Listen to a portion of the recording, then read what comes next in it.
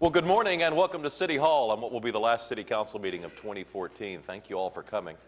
Why don't we stand for the invocation and the Pledge of Allegiance. Rick Carter is the pastor at Beth Haven Baptist Church. He'll lead us in the invocation. Afterwards, I'll ask Councilman Greenwell if he'll lead us in the Pledge of Allegiance. Let's pray. Our great Heavenly Father, we come to you this day. We thank you for all the benefits that you have given to us over this past year. We thank you for the blessings we've enjoyed and for the life that you have given for us to share with one another and with our families and with you.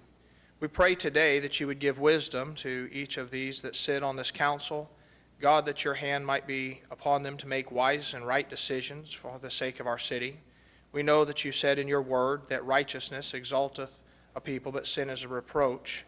And so we ask that you would help each one to make decisions based in righteousness and that which is good and appropriate for us and toward you. We ask this in the name of Jesus Christ, our Savior. Amen. Amen. Please face the flag. I pledge allegiance to the flag of the United States of America and to the republic for which it stands, one nation, under God, indivisible, with liberty and justice for all.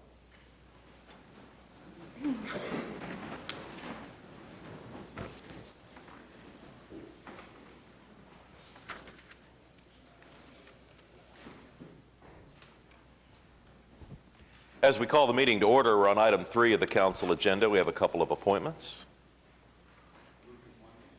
All right, cast your votes. Passed unanimously.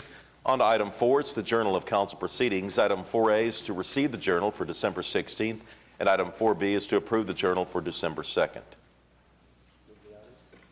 We have a motion and a second. Are there any comments or questions on the journal? All right, cast your votes, and it passes unanimously.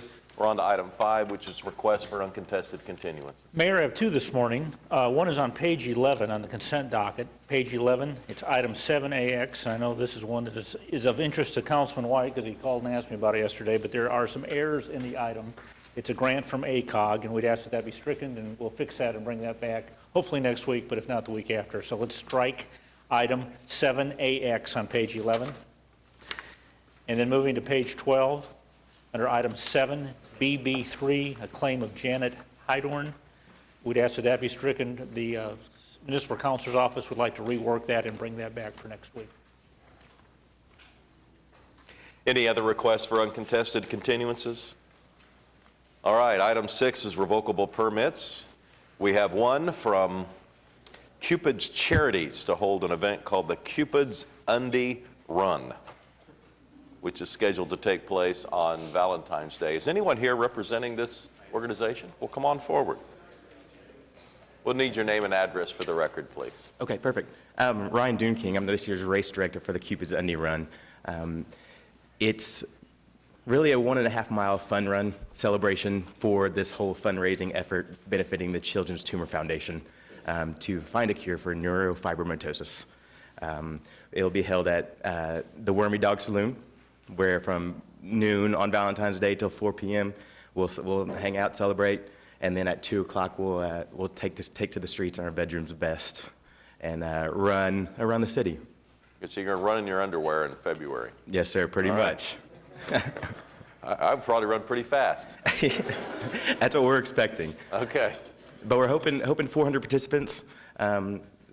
Through, I guess, Sheridan and Reno will have cones set up, abide by the street laws, make right away for the cars. I think we talked to Lieutenant George, and she helped us out with that. Well, great. And appreciate you coming for us today, and good luck with the event. Thank you. All right. We have a motion. Cast your votes. It passes unanimously. Thank you very much. We'll recess the council meeting, convene as the Oklahoma City Municipal Facilities Authority. Okay, there are 6 items. We have a motion and a second. Any comments or questions on the MFA? All right, cast your votes. It passed unanimously. We'll adjourn the OCMFA, convene as the Oklahoma City Public Property Authority. Just the claims and payroll today. Cast your votes. It passed unanimously. We'll adjourn the OCPPA, convene as the Oklahoma City Environmental Assistance Trust. 2 items. Comments or questions on the EAT? All right, cast your votes. It passes unanimously.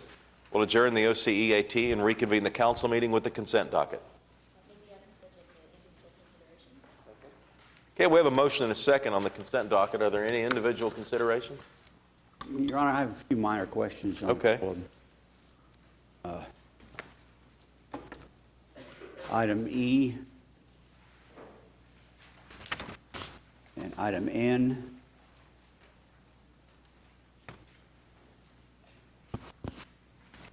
Item S. Item Y. And that's it. Okay. Yeah, Pat? I mean, Pete?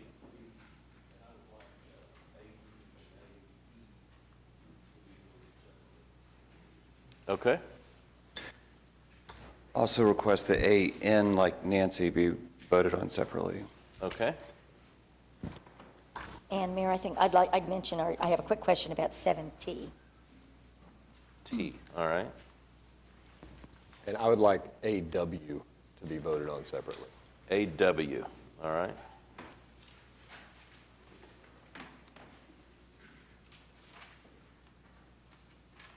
All right, Pat, do you want to go ahead and get us started with item E? Excuse me, yes, sir. Your Honor, thank you. Item E is a simple, supposedly simple closing of a utility easement, but it also provides for the relocation of the sanitary sewer that is in place right now. Who will pay for that relocation? I'm sure the applicant will. It doesn't say so in the write-up, and it might be wise in future times to specify who's going to pay for some of the work. Item N, who and what is, I guess, the Oklahoma After School Network? It's a nonprofit. How long has it been in place? I can't answer that. Because we've asked the city schools one time about their after-school programs. They were surprised they had any at all. They didn't know about them. Okay. I wondered who is, The Oklahoma After School Network is a nonprofit that come on up, Shannon. Is going to be contracting with us through the Strong Neighborhood Initiative in those specific areas to provide some enhanced programs. That's Shannon. And thank you. And if you'd like to, Cheryl Lovelady, who's the executive director of Oklahoma After School Network, is here, and she'd be more than happy to explain what they do. But they are a nonprofit in Oklahoma City who specializes in STEM and STEAM curriculums for after-school programs. So that's their organization, but she can definitely provide more information for you if you'd like. I'd like to hear just a few, Okay. what they've done in the past and how they're organized. Okay. And what, She can definitely explain that to you. what influence they're going to have on Oklahoma City Public Schools. I'll just say it's a good one, but we'll let her explain that. Good morning. Cheryl Lovelady, 1423 North Classen Drive in Oklahoma City. I'm the director of the Oklahoma After School Network. We're a nonprofit 501c3, been around for about 10 years here in Oklahoma City. We serve programs statewide in trying to improve quality, provide professional development, and overall improve the quality of after-school and out-of-school time programs in Oklahoma. Last year, we contracted with the city for a project at Moon Elementary, which is in Councilman Pettis's district, and we served kids from Moon, Edwards, and also from Thelma Parks.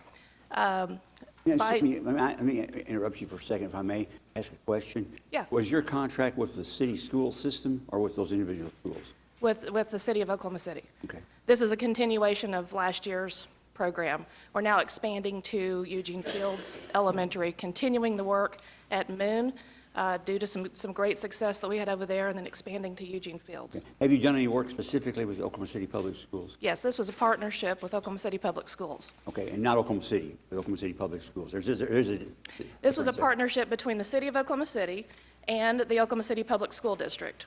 Okay. So this is the two entities working together. And we came last year. Dave Lopez was a champion of this program. Superintendent New has continued to be a champion of this.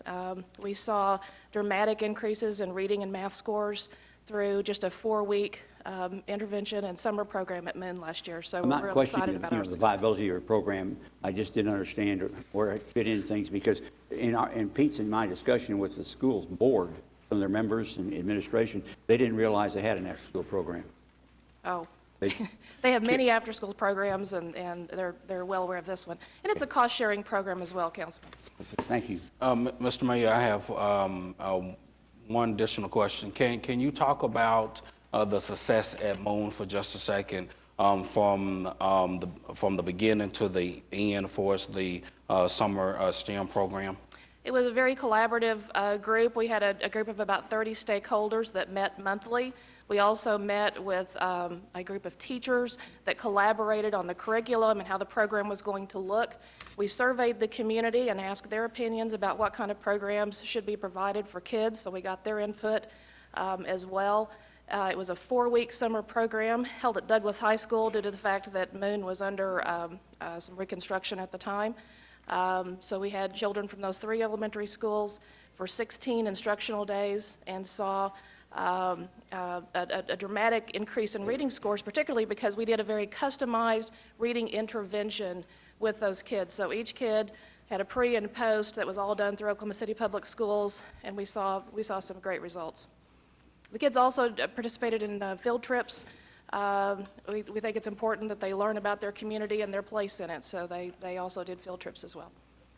Cheryl, when I first read this, I thought there was a typo in it, and then when I read the memo, I was so happy to see arts included along with the STEM programming. I just think it's a critical component, and STEAM may have to become our new buzzword rather than STEM. Exactly. Yeah, we're proud of it. Now, during this past summer, I had the opportunity to visit their STEM program, and in my view, it was outstanding. So again, thank you for everything that you and your organization have done. Thank you.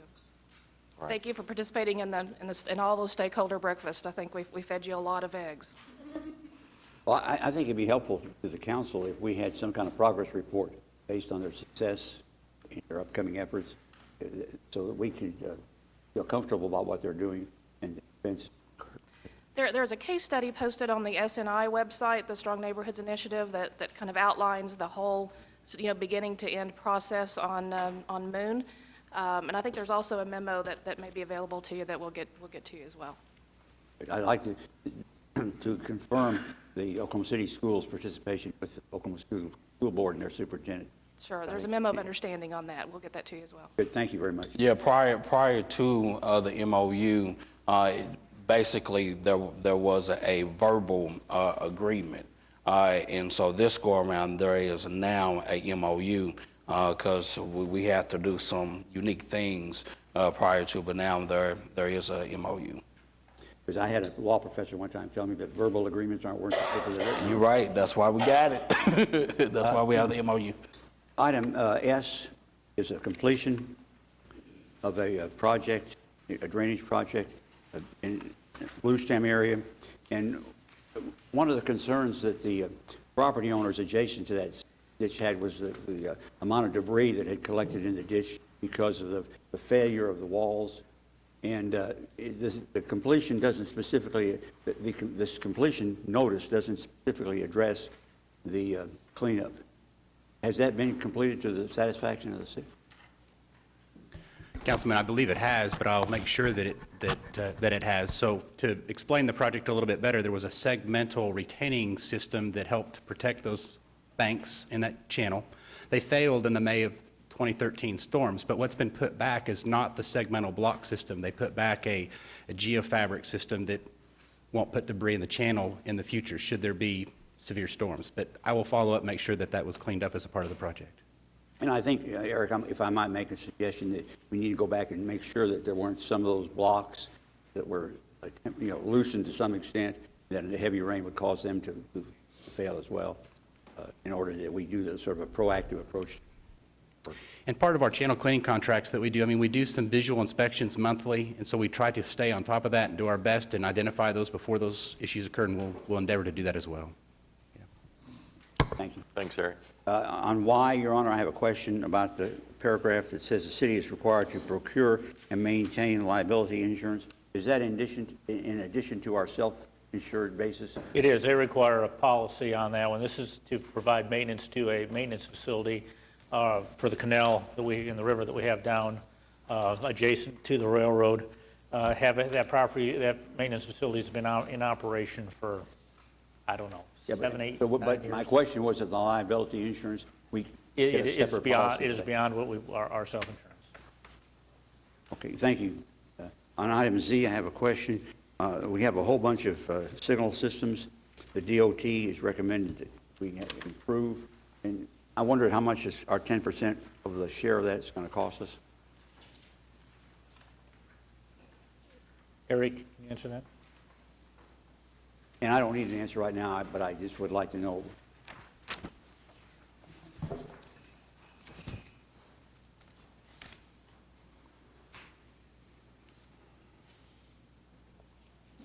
Just looking at my notes really quickly, Councilman. I may need to get that answer to you following the meeting. That's fine, whatever it takes. I don't want to spend a lot of time looking for some kind of a... Follow up with you on that. That'd be great. Thank you. Thank you, Your Honor. Sure. Meg, you wanted to speak on item T? I did, Eric. You might just step back up. This is just a very quick question, I hope. And it's related to Project 180. There's a change order that was a no-cost order, but it added 21 days. And I didn't see exactly a good explanation for that. So we actually were still in a utility relocation mode, and utilities were taking a little bit longer than anticipated. So the 21 days actually reset the contractor's start date, remembering that we're actually paying incentives now for the Oklahoma City contractors to finish their work early. So as to give them that still reasonable opportunity to achieve those early milestones, the milestones were reset by 21 days. Okay. Because the clock shouldn't have started while the utilities were still being located. We wrote the work order while the utilities were still underway and they weren't 100% complete, so they could not start work on the day that we actually asked them to begin. Okay. Thank you very much. Welcome. All right. Had some requests to pull some items to be voted on separately, so why don't we consider the motion and the second that's currently on the table to exclude item AD, AE, AN, and AW. Understood? Okay, so we'll vote on the rest of the docket at this time. I'd like to ask a question about P. Okay. If I could. This is an item for the final plans and specs for the improvements to a couple of parks. One of them is the Hosea Vineyard Park, which is going to abut the new southwest wellness center. And I just want to be sure that there's been coordination between the planning, because I know the wellness center plans a walking track, and it certainly doesn't need to have two walking tracks. So, thank you for asking the question, Councilmember. We are in talks with them. We will add to their walking track. Most of their loop will be contained within the property that they're going to be building their facility, and our track or our walking path in the park will connect with theirs so that they will have the opportunity for a longer walking session, if you will. okay. You are talking to them, though? Yes, sir. Okay. And they're in the room, and they will be doing a presentation on that later this morning. Okay, good. All right, ready to vote the council docket except for the 4 items that I previously said we're going to exclude for this vote? All right, cast your votes. Consent docket passes unanimously. Now let's vote on items AD and AE, which were going to be pulled at the request of Councilman White. Can I get a motion on AD and AE? All right, cast your votes. AD and AE pass unanimously. Now, can I get a motion on item AN? We'll vote on AN separately. Is there a motion? Is there a second? Cast your votes. And it passes 7-1. And could we vote on item AW? Can I get a motion on AW? All right, cast your votes. And it passes 8-1.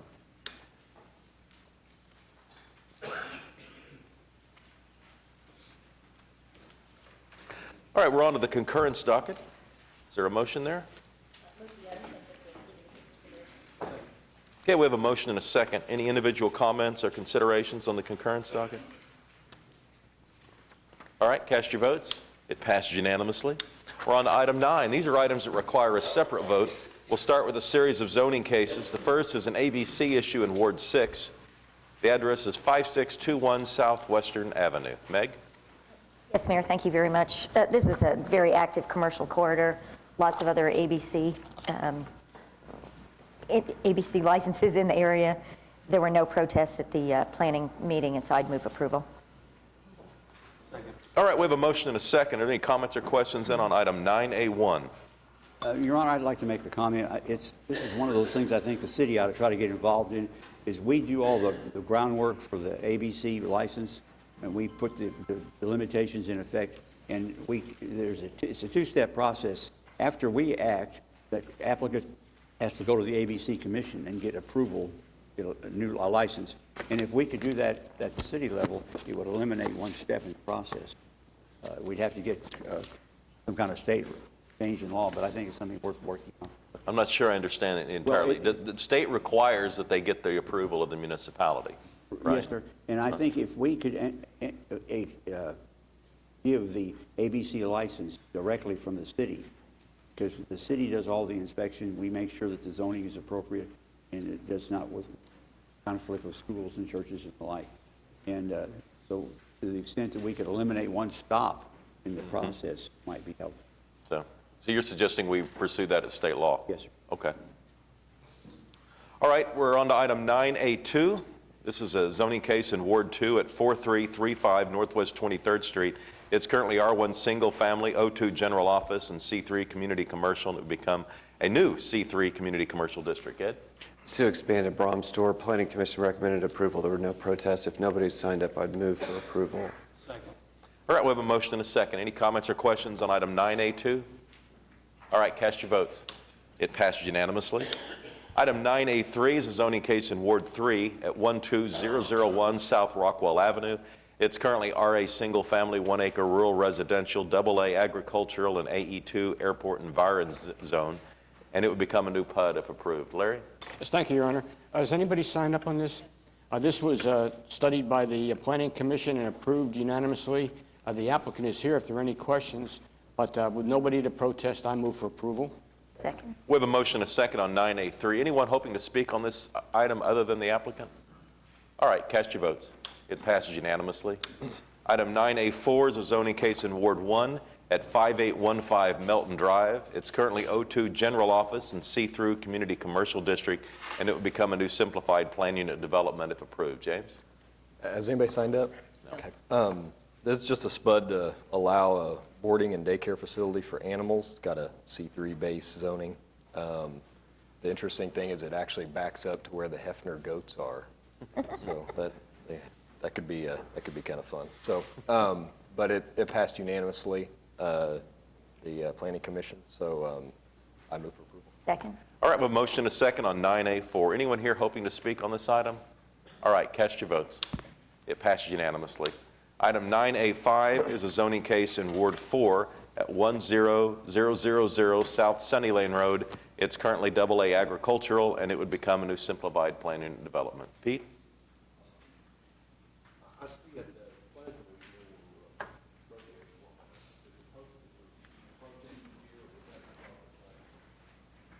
Are there any protesters here hoping to speak today on this item? Doesn't look like it. Yes. It was deferred at Planning Commission for a meeting, and they agreed to a height limit. It's a property owner across to the northeast from this site. They agreed on a reduced height for the building on the north and a 15-foot green belt with trees on the north, and he was comfortable with that agreement. Okay. Unless there's someone here to speak today adverse to the proposal, I move approval.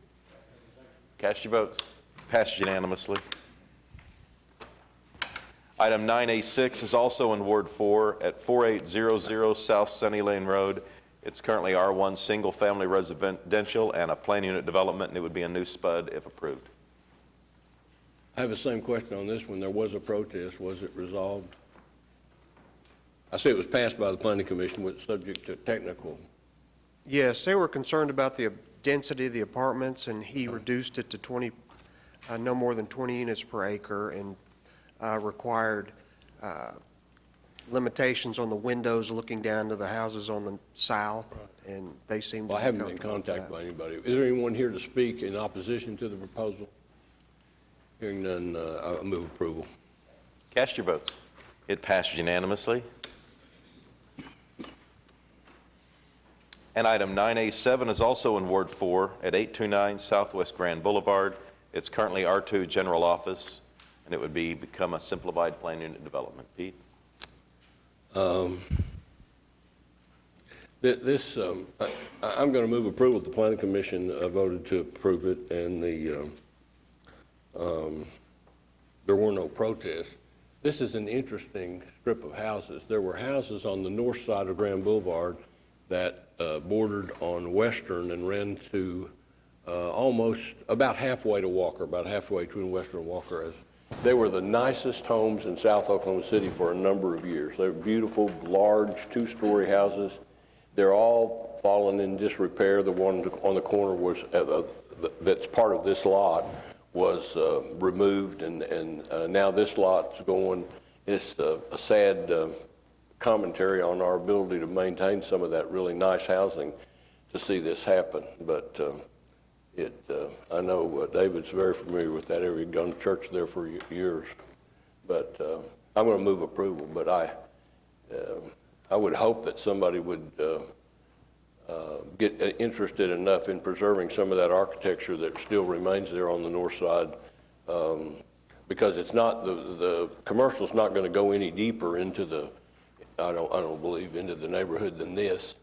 So I'm going to move approval. My sermon is over. I'll pass the collection plate here in a minute. All right, we have a motion and a second. We're voting on item 9A7. Cast your votes. Passed unanimously. Item 9B would close a right-of-way for the courts building. It's in Ward 6. Meg? Yes, the City of Oklahoma City is the applicant here, and it's just a small portion of the street right-of-way. Bob, I did want to make sure there are no alleys involved in this closure. There are no alleys involved in this closure at all. This is just street right. Some of the street right-of-ways. I'd move approval. All right, cast your votes. It passed unanimously. Item 9C is a request to build a crematory at 910 Northwest 79th Street. Ed, it's in Ward 2. Anybody signed up to speak? No. No protests. Planning Commission recommended approval. I'd move for approval. Cast your votes on 9C. It passed unanimously. Item 9D is an ordinance here for final hearing today, and this would change our retirement policies to fall in line with IRS guidelines. All right. Voting on item 9D. It passed unanimously. Item 9E is a couple of items that come to us from the Traffic Commission. Yeah, Wiley? All right, Wiley's saying we need the emergency on 9D. Can I have a motion then? All right, voting on the emergency on 9D. It passed unanimously, 9-0. Now on to item 9E. It's a couple of items that come to us from the Traffic Commission. The first deals with some metered parking spaces in Ward 6. Meg, you okay with this? I am. E1 and 2 both relate to removing some spaces to create a drive-through or pass-through for the new Pubco Communications building down on West Main Street. So we'll have to vote on them separately. I think I'll move approval on E1. All right, we're voting on 9E1. Cast your votes. It passes unanimously. And then 9E2? And 9E2, I would move approval also. This moves one reserve space, a handicap space, to a new location. Second. All right, cast your votes on 9E2. It passes unanimously. Item 9F is a public hearing. This is changing some of the auditing procedures for hotel and motel taxes. Is there anyone here hoping to speak on item 9F today? All right, how about a motion to send this forward? Move the item. Second. Cast your votes. It passed unanimously. Item 9G is an item that's being introduced today, and Bob Tiener's here to present the concept. Bob? Just real briefly, back in 2012, February 2012, Council approved an ordinance that added adult entertainment use to our public nuisance abatement ordinance. And at the time, it required 2 convictions of an adult entertainment activity before we could issue a notice to the operator or owner to abate the problem. The proposal today would change the convictions to 2 incidents of evidence that there is adult entertainment activity going on at those facilities. And then we would be able to submit a notice, of abatement notice to the property owner, the leasee, and the manager. Basically, what that notice does gives us the ability to take them to district court and try to do some additional things to shut the illegal activity down. And the other change is, like I said, this clarifies that we can submit the notice to the owner, the leasee, and the manager of the operation. And that's really, if anybody has any questions. All right, any questions today for Bob? we'll be setting this item for a public hearing here on July 20th, and then it's scheduled for final adoption on January 27th. And a motion today would just move it forward. Second. Cast your votes. And 9G moves forward, a public hearing January 20th. Item 9H is some modifications to the urban renewal plan. This has to do in Ward 7. Yeah, Kathy? Good morning. The item that we have this morning for you is the Northeast Urban Renewal Plan. This will be the introduction of this plan to City Council. This is a new urban renewal plan that has been in the process of being created over the past several months to try to address issues in Northeast Oklahoma City. The plan has been through all of the steps in the process, and we'll go through that in a minute, but just wanted to go through a couple of the overview things about urban renewal. First of all, can we go back one slide? The Oklahoma Urban Renewal Act provides powers to redevelop areas that are determined to be blighted by the City Council.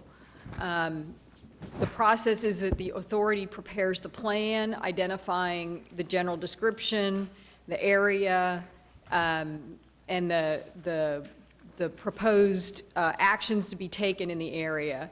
And the step that we're at today is that the urban renewal plan must be approved by the City Council. The process for creating an urban renewal plan is that the first step is that a blight study must be approved by the City Council, and the Council passes a resolution determining that the area is blighted. That study was presented to you several months ago, and you did make the finding that the area was blighted. The authority then goes about preparing a plan, and as I mentioned, it includes the general description of the area, a boundary. It establishes the priorities for rehabilitation and redevelopment in the area. The plan is then submitted to Planning Commission and then to City Council. The City Council meeting requires a 15-day public notice prior to the timing of this hearing, and that's what's today. We're required to post signs in the area so that the area residents know about the actions about to take place. This is the calendar that we've followed for the adoption of this plan, just to kind of refresh your memory on some of the dates. The blight study was approved by the City Council on July 29th. We introduced the plan to Northeast community groups and stakeholders in August and September. Some of those stakeholders are here today, and I really appreciate their attendance at this morning's meeting. In September, the plan was introduced to the Urban Renewal Authority Board, and that the board approved it on November 4th. On December 11th, we took the plan to the Planning Commission, and they recommended approval of the plan and forwarded it on to you for hearing today. The first slide that I just want to go through is the map of the area. This is the proposed area for the new Northeast Renaissance Urban Renewal Area. It basically will correspond to the next item that's on your agenda, which is the creation of a new TIF tax increment financing district. So this area will basically travels along the corridor of Northeast 23rd Street, captures some areas along Martin Luther King, I-35, and Kelly to help us have additional tools for the redevelopment of this area. Go to the next one. It's not. The next slide shows the relationship of this new urban renewal area to the existing John F. Kennedy urban renewal area to the south. This urban renewal area has been in place since the 70s and has been one of the areas where the Urban Renewal Authority has been very active in building single-family homes recently. One of the things that is required in the state statutes for the adoption of the new plan is that the consistency of the land uses with the comp plan, and this shows the land uses in the area, and the Planning Commission did find that it was consistent. It also has provisions in it that we will encourage development that is in accordance with the Oklahoma City Plan and any other planning documents that the council adopts. The plan includes policies on land use, as I mentioned, and building requirements. It does include a land acquisition and disposition policy. It approves the use of owner participation agreements, which is where if an owner has a piece of property that is a part of a redevelopment agreement, we could enter into an agreement with that owner, not acquire their property, but enter into an agreement with them so that they could participate in the development as possibly like an equity partner. It includes our redevelopment obligations and requirements and the relocation policy that the Urban Renewal Authority follows per Oklahoma law. Some of the objectives of the plan are to provide a tool for economic development and revitalization, to stimulate infill development and new development for residential and commercial property, to encourage and promote developer and business outreach and recruitment, support job creation, and improve the infrastructure and neighborhood amenities in the area. The biggest part of the acquisition of the urban renewal plan is our acquisition plan. And the creation of an urban renewal area does permit the Urban Renewal Authority to use eminent domain in certain circumstances. And these have been limited in this plan by certain provisions that we believe are appropriate for the area, but still will allow us to do limited acquisition if necessary to remove blight and to create redevelopment. So the proposed conditional authorization states that we would acquire property only if the Urban Renewal Authority Board finds that one of the following situations exists: that the property is blighted, abandoned, or unimproved, that the property is necessary for public use, when the public use means that a public entity will own the property and it will be generally open and accessible to the public, so a street or a park, for example. The property is contiguous to, adjacent to, or in the same block as property owned by the Urban Renewal Authority and is necessary to create an assemblage for redevelopment. Property is occupied by historically or architecturally significant structure, which is not currently occupied for residential purposes, and that its acquisition is necessary to prevent its destruction or facilitate its preservation. And finally, that relocation must be provided following the Oklahoma Urban Renewal Law and the Urban Renewal Plan requirements. Basically, that means that we pay relocation costs when we acquire a piece of property and there's an ongoing business or a person living in it. The proposed acquisition policies also state that we will not use eminent domain on property that is owned by a church or religious institution and is currently used as such, and that any owner-occupied home would not be acquired unless the board determines that the property is necessary for a public use or is blighted, and the acquisition is necessary to remove blight. We have vetted this acquisition policy with the stakeholders and many groups in the Northeast community. We believe that it is limiting enough that the community can have some comfort in our ability to use eminent domain when we need to, but to be careful about acquiring single-family homes, for example, or church property. And go to the next. Let's go. Authorized costs, the plan also has to address what authorized costs are, what costs are authorized for redevelopment, and that includes capital improvement bonds, appropriations by the city, expenditures by OCURA, apportioned tax increments, which is the revenues from the tax increment financing district, project revenues, and other authorized sources.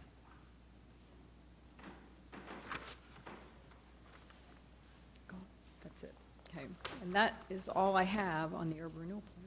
All right. It's in Ward 7. John, you want to speak on this item today? Excuse me, I do. But before I speak, I do want to, I know Councilman White has some questions also, Councilman grinder, and then I'll give my view. Thank you. Okay. How do the limitations on acquisition by eminent domain differ from those that we've had in the past?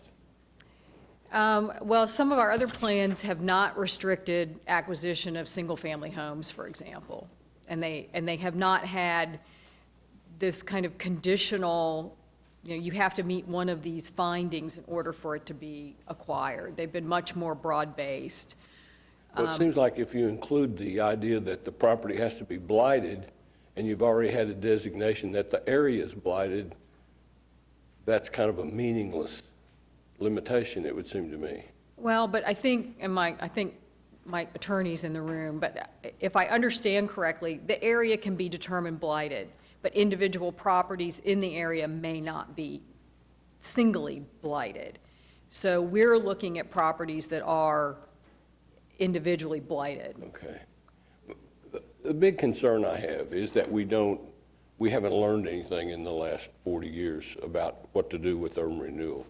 I was around in the 60s when Harrison Walnut, and I was on the council in the 80s. 20 years after that, it was still a burning situation. Right now, most of the redevelopment that's occurring in the northeast part is property that was acquired 20, 40 years ago. People were moved from their homes, and it was supposed to be a renaissance for that area at that time. That was the theme. It was a renaissance. It turned out to be a renaissance for somebody, but it's not been a renaissance for those that lost their homes, because the people that lost their homes are scattered all over Oklahoma City now. That neighborhood that once was a vibrant neighborhood is gone today, and has been gone for 30 or 40 years. No, and the people that are now moving in there are not the same people that were moved out. They're not the same socioeconomically. They're not the same in terms of opportunity. I just want to be sure that we're sensitive to the mistakes we made then, and we don't repeat that. To me, that's a terrible human tragedy that happened 30, 40 years ago. It's going to be, we're going to look back at it at 100 years and say, oh, what a nice, wonderful thing all these big houses are, and big $1 million condos are over there. But that didn't help one iota for the people that lost their homes and had been in those neighborhoods all their lives. And I just want to be sure that we're going to be sensitive to that this time.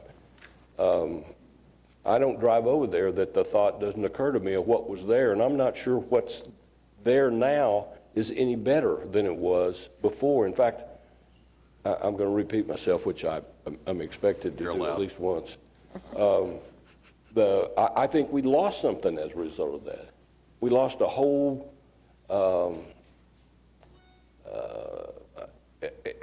part of our history, a part of our social and economic history is gone.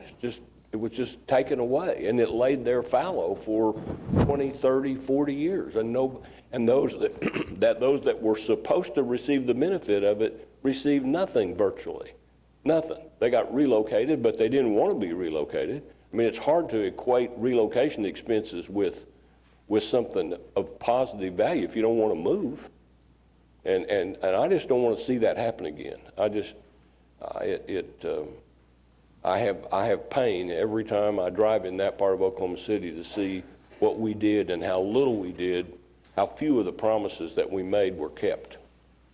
Pete, which neighborhoods are you referring to specifically? I'm talking about east of, what's left is now east of Lincoln. Like in the area where the and the School of Second Science and Street Math and where Douglas that High area? School is. The whole idea originally was that this was going to be a renaissance for that area, and good things were going to happen. I don't think we factored in one thing, which it made it virtually impossible to fulfill that promise, and that was the Broadway extension. I mean, it cut the area off in a way that made it very, very difficult to integrate it, if you will, into the promise that we were making. Yeah. But I think you can say that now, but here we are 25, 30 years later, and the renovation that's going on that property that was acquired is not the kind of thing that was promised even on the east side now. It's not the same thing. Yeah. And I which worry neighborhoods about are you the lack of of sensitivity to the situation. Well, my grandmother lived in those neighborhoods, so I'm very familiar Right. with what you're talking about. Right. She lived there in those times. And she had to move. But are you talking about there east of Lincoln, I mean, west of Lincoln on 12th, 13th, 14th? Are you talking about over by Douglas High School? Well, I'm talking about all of it. Okay. I don't want to be in a situation where we take land and it lays there for 25, 30 years waiting for the miracle to happen. This is not like a AA deal. I think our history is that we have learned from those mistakes, all over. I mean, downtown and everywhere else, you don't start tearing things down unless you have a funded plan to figure out what you're going to do next. I don't want this to sound contentious between you and I, because I hope you're right. No, we're on the same side. Right. But I think you're issuing a warning, and I'm just saying, I mean, I don't think we have any sort of recent history to not being sensitive to the issues that you're bringing up today. I mean, I think we've kind of proven ourselves since then. That was 50 years ago. I think we've proven since then that we do have the sensitivities you're suggesting we should have. But if it's one more reminder for anybody that might be listening out there, I don't think that's a bad thing. I guess I would differ about how sensitive we've been, but I don't think you can tear property down. And I agree with 100% what you said. I don't think you can tear property down without a plan and not pay a terrible price for it. And we talk about the great renaissance and all this laying out there, now it's making Oklahoma City this wonderful place. Nobody talks now about the 30 years that we didn't have a downtown, that we could have planted wheat downtown. I mean, what we lost by that. I just don't want that to happen again. I don't want to be part of, at the front end, I don't want to be part of it happening again. Thanks. James? Okay, well, I certainly appreciate, I'm kind of going to talk about the same subject, but in a little different way. I certainly appreciate the urban renewal limiting their ability to use eminent domain. It's that third item on that slide that says the property is contiguous to, adjacent to, or in the same block as other property owned by Okura, and its acquisition is necessary to create an assemblage for redevelopment. That one, I feel like, oversteps the proper use of eminent domain. And I think that whenever, I actually don't think that Okura will abuse that, but it is a very open-ended, use of eminent domain. And so I view it as the City Council's role in this instance to limit the power that government entities have, and Okura would be under our authority, I guess, if you say that. And so we're basically giving them the ability to do that, which they could abuse. They could abuse that. I don't think they will, but they could, and I don't think we want that. So for me, I would like that item, which would, I think the technical term for it would be 3C1C in the actual plan to be taken out. And I think that would make it a better plan, and I don't think that it will hinder the effectiveness of it. It might make it a little slower, it might make it a little bit more tedious, but I don't think that the results will be negative. Okay. I could be wrong. Do you want to make that as an amendment? Well, may I We could vote on. All right. ask a question? Yeah, David. If that were to occur, somebody disputed the fact that their property was being acquired or condemned, what appeals right do they have to challenge that decision? Do they come before the City Council, or? Well, the first step would be to go to the Urban Renewal Authority. The Urban Renewal Authority Board would have to make a finding that they, wish to acquire this piece of property. And if they said, yes, staff, go ahead, we want to acquire this property, we would put in motion the steps necessary to bring about the acquisition. At that point, a series of legal steps come into play where the property owner can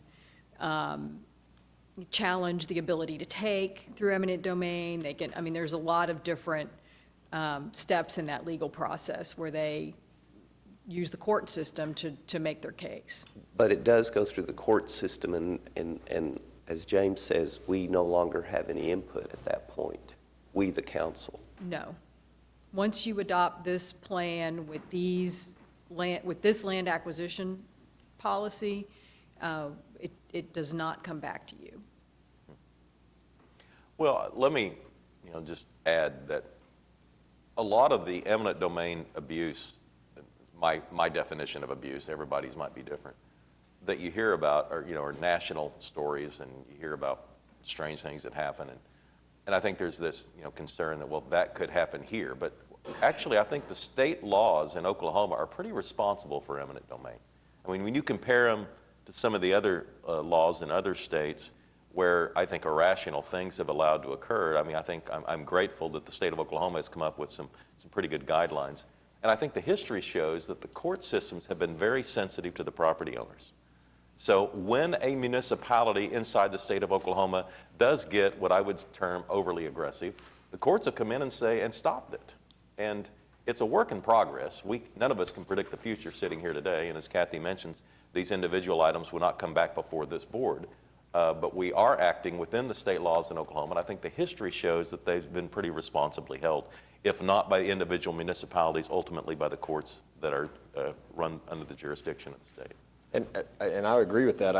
But I think this does apply, or this is under state law. And so I think, in theory, because of item C, OCURA could force a business owner who is not breaking the law, who's not doing anything wrong, to sell it so they could make a block. And so, I mean, if that had some sort of instance in there where it was where it would declare it a nuisance, or would declare it some sort of there's tons of crime going on at this place, or all of these things, I would be much more comfortable with it if it limited it more than just OCURA already owning something adjacent to it or in the same block. So that's my hesitation with it. Okay, Ed?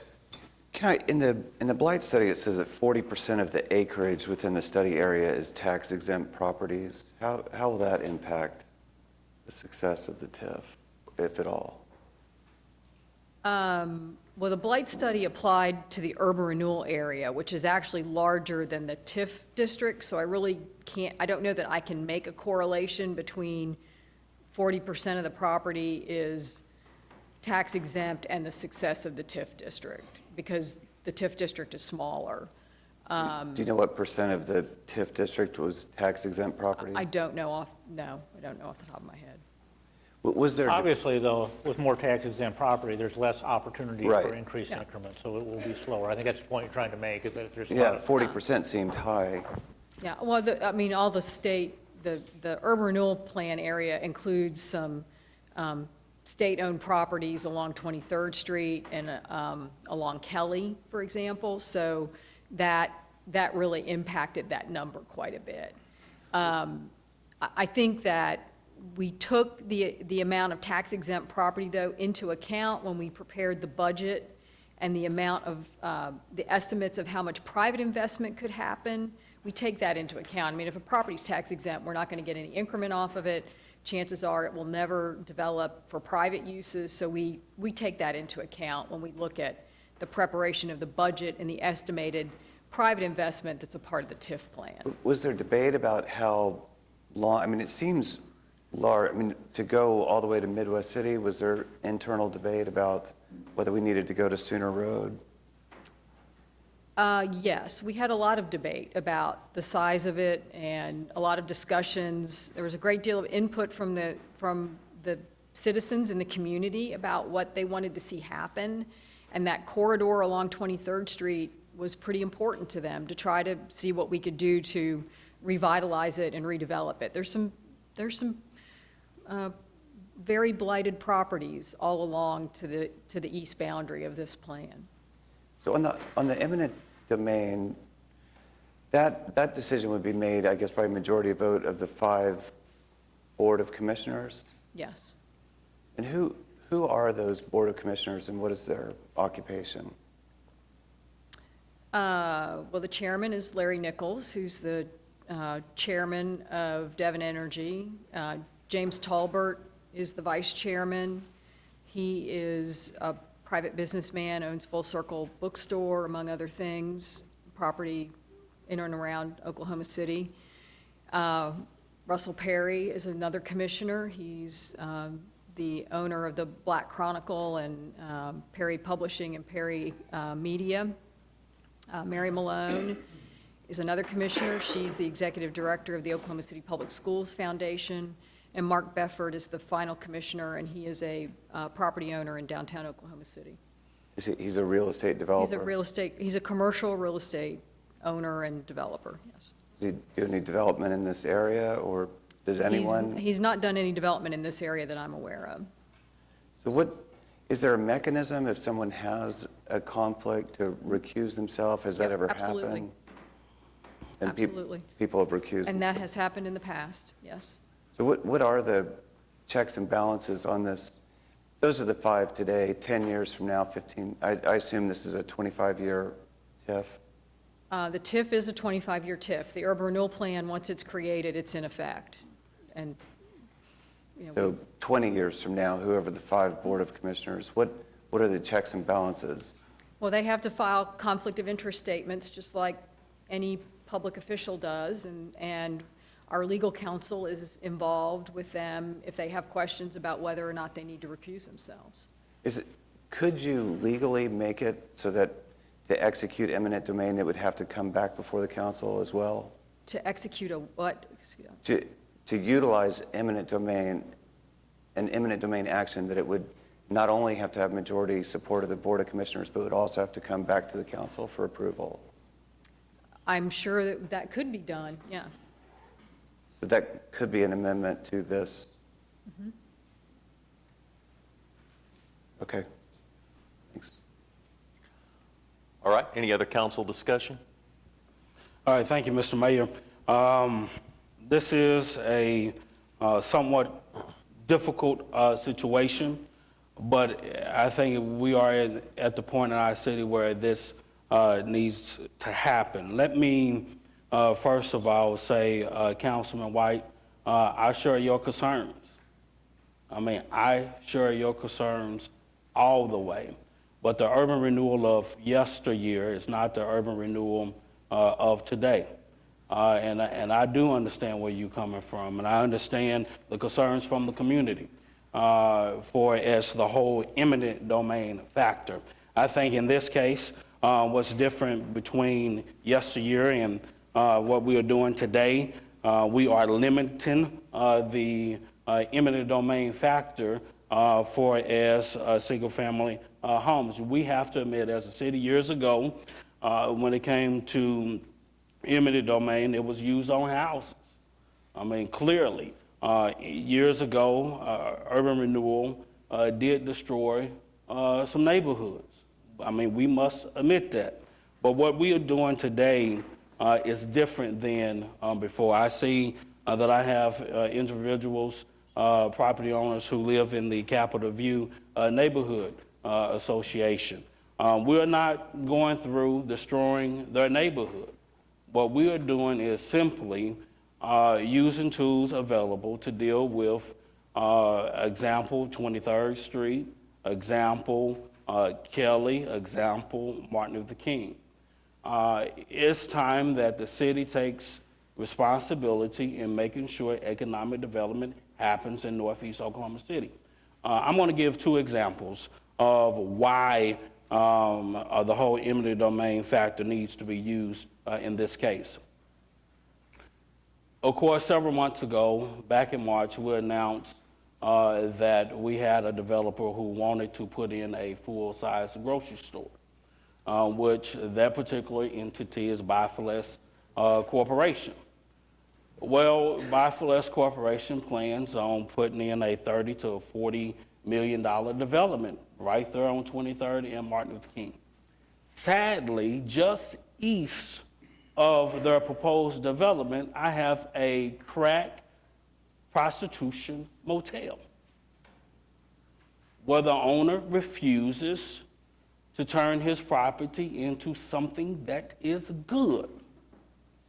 Crack motel, prostitution motel. It is not okay. Now, granted, our police department and our legal staff, they continue to work on that particular property over and over and over again. We have wasted thousands of taxpayers' dollars trying to clear and clean up that crack motel. Just west of this proposed Kings Crossing development, I have a crack car wash. And I get emotional. I have a crack car wash where people have been killed and stabbed and shot. That is not okay. And I give those two examples because that's what eminent domain will be used for.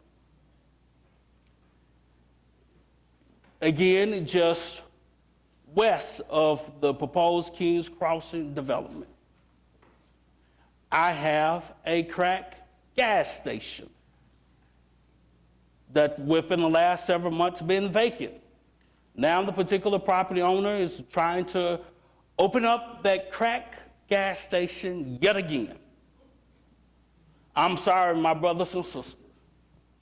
As a city, we got to do better. So yes, in certain extreme cases, we do need to use eminent domain.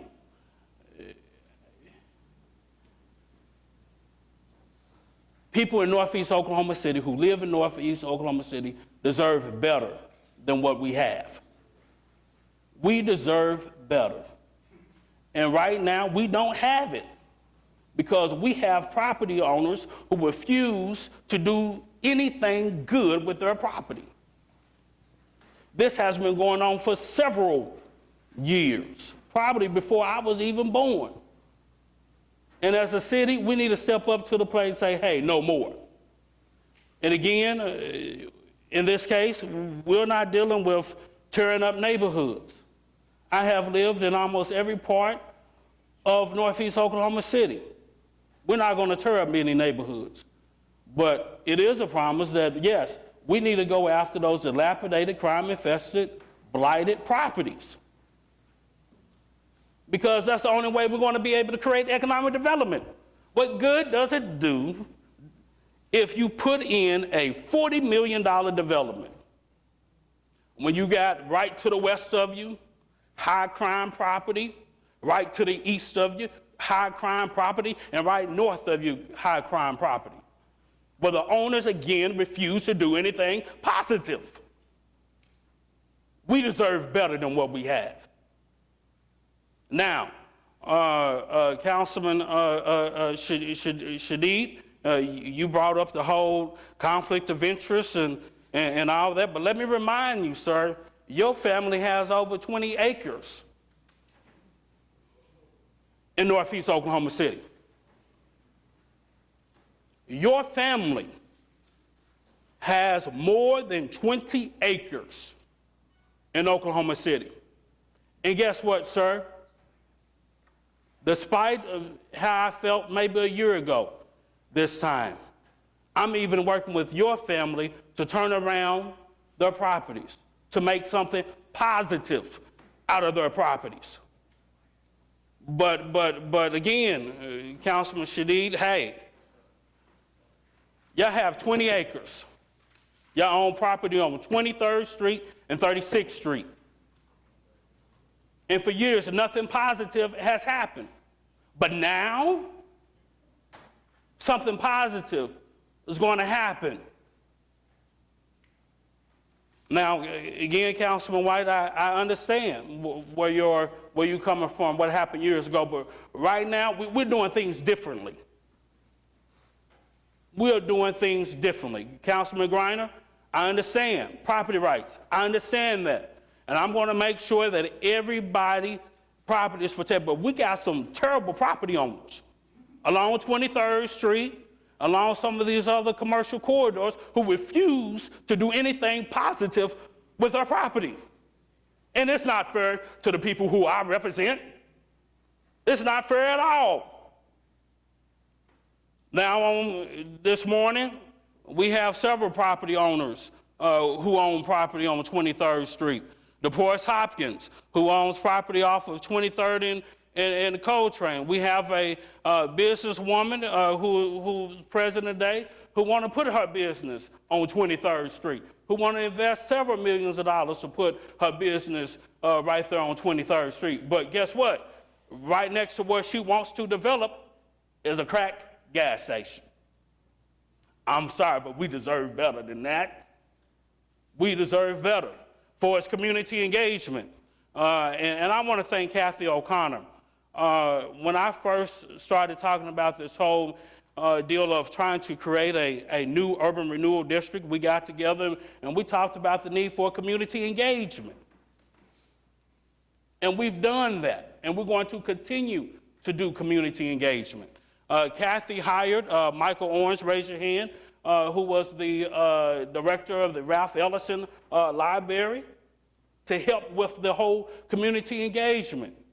We have had meetings after meetings after meetings with individuals, with groups, and larger groups. Matter of fact, we formed a stakeholder group to talk about this stuff. And we have several members of the stakeholders committee who's present today. Pastor Dorm, who's the president of the Progressive Baptist State Convention, and Pastor Jemison, who's the pastor of St. John Missionary Baptist Church. And we have others here, Sisters in Motion, Rita is here. So we have had this strong community engagement piece. We've been on the radio over and over again talking about what we're doing right here, right today. Not one organization has said, hold up, this is wrong. Not one. Not one church has come and said, hold up, this is wrong. We have worked and worked on this, and it's time to move it forward. I'll move the item. All right, we have a motion and a second on the item. I'd like to just respond just for a moment, since first of all, I'm uncomfortable with a lot of what was said. First of all, to make it personal, I have no idea. You know much more about what the one man owns than I do, so you should not say y'all. I think it's very unprofessional to make that personal and try and somehow make this a family issue. I have no idea what's going on real estate-wise with that one individual. You know much more than I do. I'm very concerned with some of the language that I just heard about how we might use eminent domain. Nobody's more concerned about drug use in the city, public health, what it's impacted to the city. But using eminent domain as a law enforcement mechanism or a means of a retribution to those who won't play ball, some of that might be able to be spelled out in specific terms. If we're going to use eminent domain to try and combat drug usage or other criminal activity, perhaps we could define that very clearly in the eminent domain language. Councilman Shadid. I didn't interrupt you, and I'm going to ask that you. So if it is possible for matters for the execution of an eminent domain action to come back before the council, I would ask that the municipal councilor's office draw that up in the next week and let us see exactly what that might look like. To me, there would be no downside to another checks and balance. If what you're saying is true and there's a true need for the public good to execute eminent domain, then it shouldn't just be 5 unelected people who have no election, there's no obligation to the people, 5 unelected people in a body, not just have that 5 board of commissioners, but have it come back before the council, who is more directly responsible to the people. We cannot possibly know who the 5 board of commissioners are going to be 15, 20, and 25 years from today. And for that reason, And because of some of the concerns that were highlighted in the city's history, it would seem prudent to add that extra layer of checks and balances and have any eminent domain action not only require a majority vote of the Board of Commissioners, but also come back to the City Council for approval. And I'd ask Kenny if your office can draw that up in the next week. I think that would be a proposed amendment to the plan. We can do that, but I don't know whether you're going to finally approve this today or not. It could be finally approved today. I move for final approval. I thought this was just being introduced today.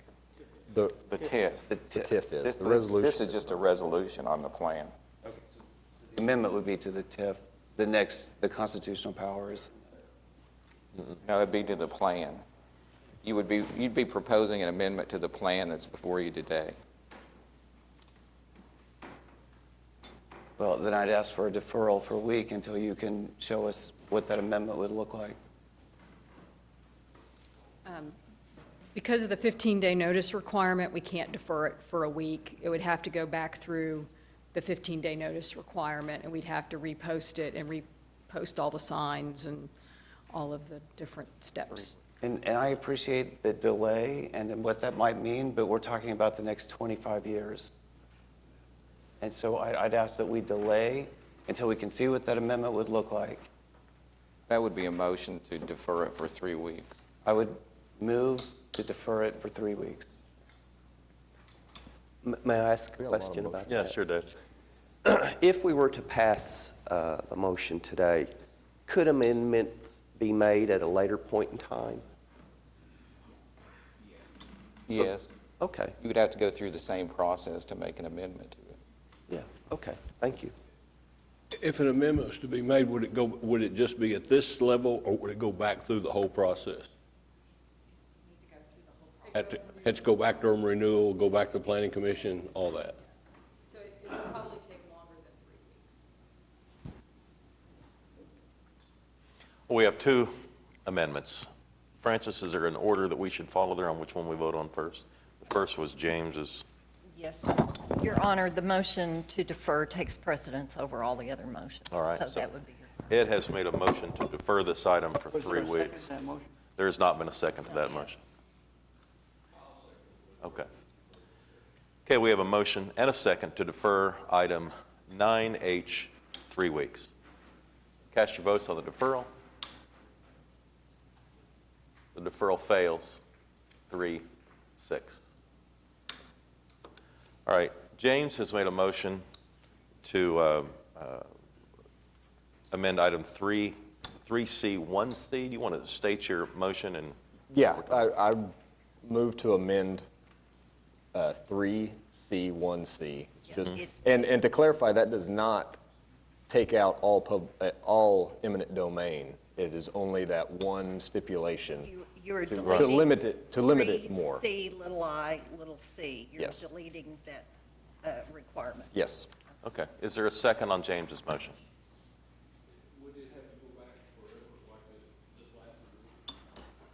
Would this amendment require to go all the way back through the process again? I'm Leslie Batchelor, legal counsel to the Urban Renewal Authority. I think it's debatable. I think just removing one provision could arguably still go forward. I think given that the focus of the discussion with both the stakeholders and with the commissioners of the authority really was on the eminent domain provisions, and frankly, that one in particular, I think our board would like a chance to look at the plan again. On that point, I think two things are worth bearing in mind. First of all, that provision is limited by the two provisions regarding absolutely no exercise of eminent domain against owner-occupied residences. We are painfully aware of that history, and I would encourage the council to look at the past 15 or 20 years of acquisition of property by the Urban Renewal Authority, most recently in the Court Shore area, where things have gone, I think, very smoothly. We work closely with landowners, and you're not seeing the kind of wholesale acquisition that we had back then. It doesn't limit it on a business, though, It can be used on a business or an absentee landlord. And the reason this provision is important, frankly, is to fulfill some of those unfulfilled promises. There are still blocks of property on the east side that are sadly extremely vacant, in part because urban renewal may own as much as half of a residential block. If the rest of the block is locked up, it's very difficult to build enough housing that the market will support purchasing that. So there are these isolated pockets, and I assure you it's very limited, but it's narrow but nevertheless important, and I think it would be very useful to have in the plan. It was discussed with stakeholders, and it was a concern of our board. They looked very closely at that provision, and in the end were comfortable once they knew that the community was comfortable. Leslie, may I ask a question? Just for clarification, did you say the section that we're discussing right now, the ability to acquire property to extend, say, a full block is not available if it relates to a owner-occupied home? That's correct. Can you show the next slide? No, that's fine. Yeah, these two provisions apply regardless. So these are absolute. Okay, thank you. Okay. I do have a question about, it says owner occupied. What about renter occupied? It does not apply to a renter occupied. Okay. So James has a motion on the table. I don't think we've had a second yet. Okay. Okay, we have a motion and a second. We're voting on the amendment to remove item 3C, 1C from today's resolution. All right, cast your votes. And the amendment fails, 3-6. All right. Do we have a motion on item 9H as listed? Yes, we do. Okay. And cast your votes. And 9H passes 7-2.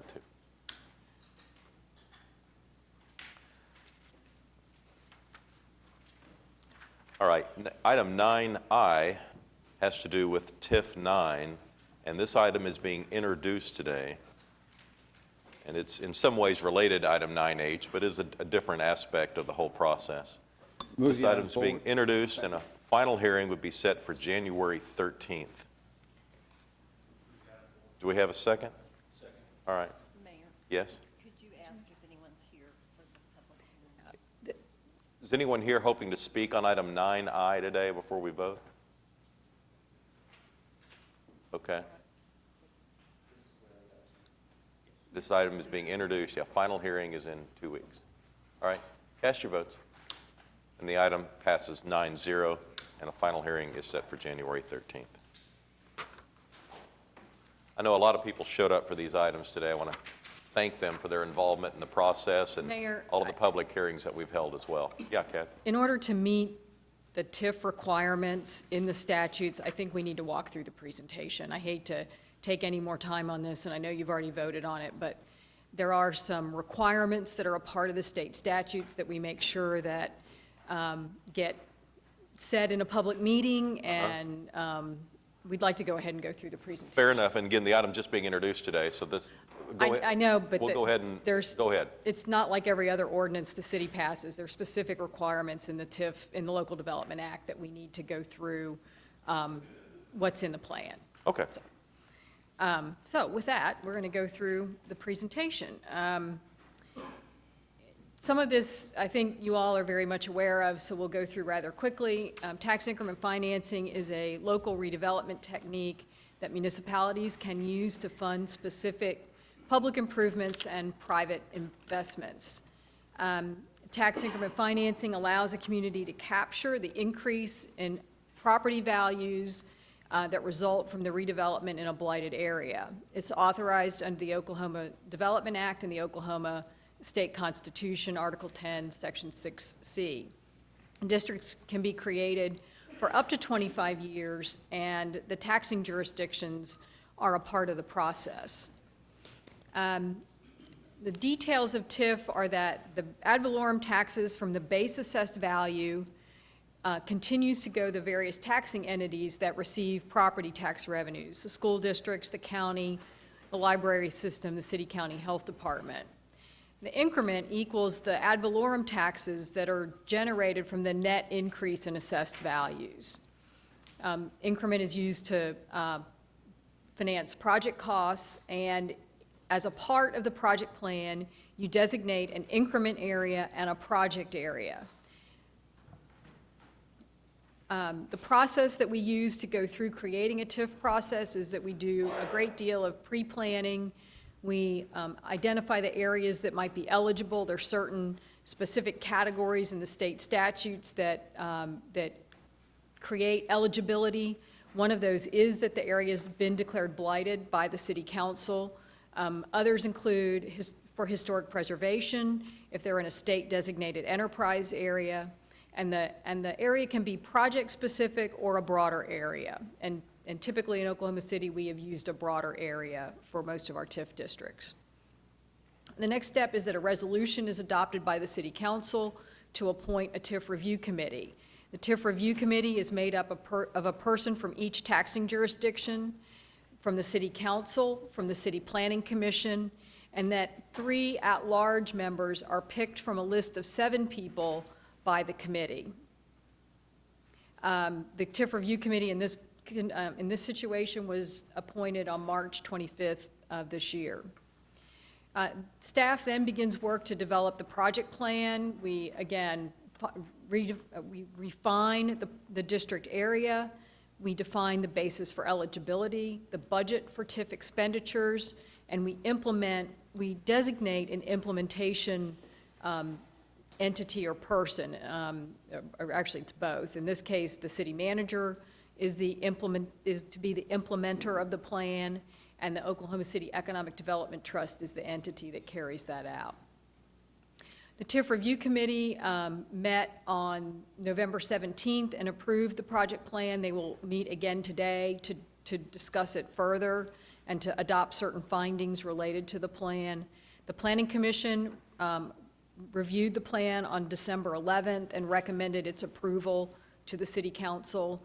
And then the hearings today and on January 13th for the TIF review plan, the TIF project plan. Possible expenditures that are allowed under the plan include public infrastructure, land acquisition, public parking, assisting developers, and providing funds to the other taxing jurisdictions to carry out projects. Again, this is the calendar that we've really already gone through with the final hearings today and then again on January 13th. In general, the project boundaries are from Oklahoma River on the east to I-35 on the west, Northeast 50th Street on the north to Northeast 10th Street on the south. The project area, which is the area in which we can spend the money, is comprised of both the JFK and the Northeast Renaissance urban renewal areas. Again, these are the areas where we can spend the money, not where we're going to generate the increment. So this is a map of the project area as defined in the plan. And one of the things I want to point out is that we don't have a TIF district that covers the existing John F. Kennedy urban renewal area. And I think that's been one of the challenges that the authority has had in the areas, that we really didn't have any additional resources that we might be able to use to help make redevelopment happen. So it was important to include that area in the project area so that we can help, especially those neighborhoods with infrastructure, street lighting, sidewalks, park improvements, and things of that nature sometime in the future. The increment boundary, though, is a more narrow area, and it follows the commercial corridors along Northeast 23rd Street, North Kelly Avenue, Martin Luther King Boulevard, and I-35. And this is a map of the increment area. Now it's overlapped with the project area. So again, we will capture the increment in the hashed area, and we would have the ability to spend it in the project area. How far south does that go? It goes south to, I think, about 6th Street, 4th along, yeah, it's probably 4th, between MLK and I think that's Stonewall. So you could spend it around the Health Science Center? in the area south No, of it? that is not really in the project area. We have another TIF district that is around the health center. What are the east and west borders of the part that extends down south? Let me get my bigger map out and put my glasses on. Okay, on the yellow, on the non-hashed area, the western street is Stonewall, right there. That's Stonewall. So that's kind of the eastern edge of the health sciences area. On the south, it goes down to just south of 4th Street to pick up the parcels along the south of 4th Street. We had to make sure that we included entire parcels in the map and not subdivide parcels in and out for purposes of the legal description. And then on the west, the east side, that's Martin Luther King right there. Okay.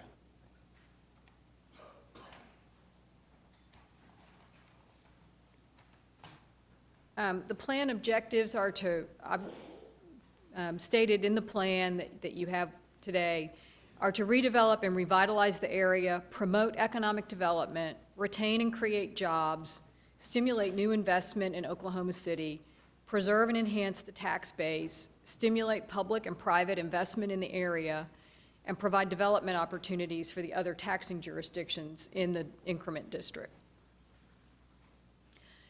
It will assist in the implementation of the John F. Kennedy Urban Renewal Plan that I mentioned a few minutes ago and the Northeast Renaissance Urban Renewal Plan. The increment, which is, again, not to exceed a 25-year period, is to come from ad valorem taxes that are anticipated between $27 and $30 million over the lifespan of the district, and sales tax increment revenues that are anticipated between $28 and $32 million over the lifespan of the district. Again, the district is focused on creating commercial development and multifamily residential, other kinds of residential development, primarily, especially initially, to try to generate increment. This is the estimated project costs for the plan. We have budgeted a total of $45 million in project costs over the 25-year period. $7,750,000 can be allocated to residential development, $22.5 to retail and commercial development. Public improvements in development include $12 million, and then other public development is $2,750,000. The implementation of the plan is expected to stimulate about $225 million in taxable private investment and development in the area, including affordable residential development and retail and commercial investments. This is the process that we use for TIF requests today, and we will use this process for this TIF district as well. Requests would go through a review by staff. Those requests are then taken to the TIF review committee. The TIF review committee, if they approve the allocation or recommend approval, it then goes to the city council for action and approval, and then consideration by the Economic Development Trust. So the purpose of today's public hearing is to provide information regarding the proposed project plan, to answer questions, whether from the public or the city council, to announce that a second public hearing in regard to the creation of increment district number 9 will be held on January 13th, 2015 at the city council meeting, and at which time interested persons will again have the opportunity to express their views on the proposed plan. And that's what I needed to do. Kathy, could I just, sorry. If I could just maybe ask you a question or clarity or make a comment. I think all of us around the horseshoe are really accustomed to this language of ad valorem taxes and tax increment finance, but it is complicated, and it's hard for people to understand. So I'm going to try to be really simple, and correct me if I make any misstatements. But we're talking about creating a new district, a tax increment financing district that's allowed by state statute. Correct. And that provides the city, the municipality, the opportunity to take advantage of new real estate taxes that are created by new development. Yes. We have a baseline of tax that's currently in existence, and we have the opportunity to utilize the incremental, the new taxes that are created.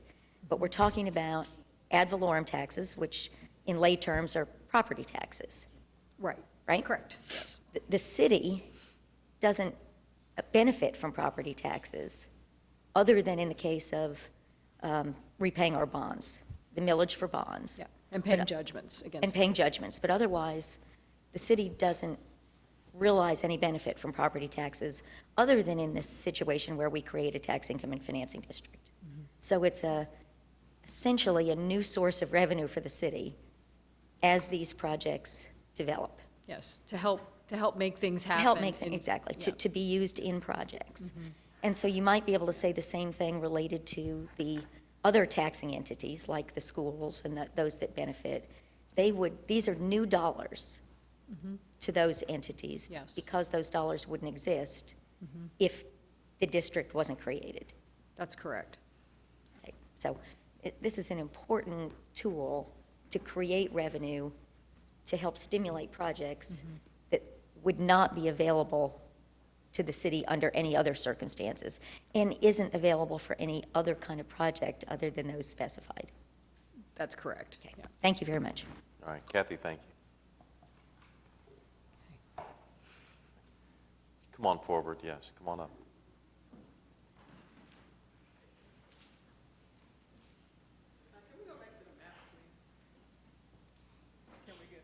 We'll need your name and address for the record, please. I had a question. Need your name and address for the record, please. Gina Blaylock, 814 Maryland Street, stay in Capitol View. I had a question why the map carves out part of Capitol View Neighborhood Association. At the peak up here, I guess at the top going north, right there at that peak point, it leaves off part of the neighborhood. Go down this way. Yeah, right there. That's part of Capitol View, and I was just wondering why it's carved out.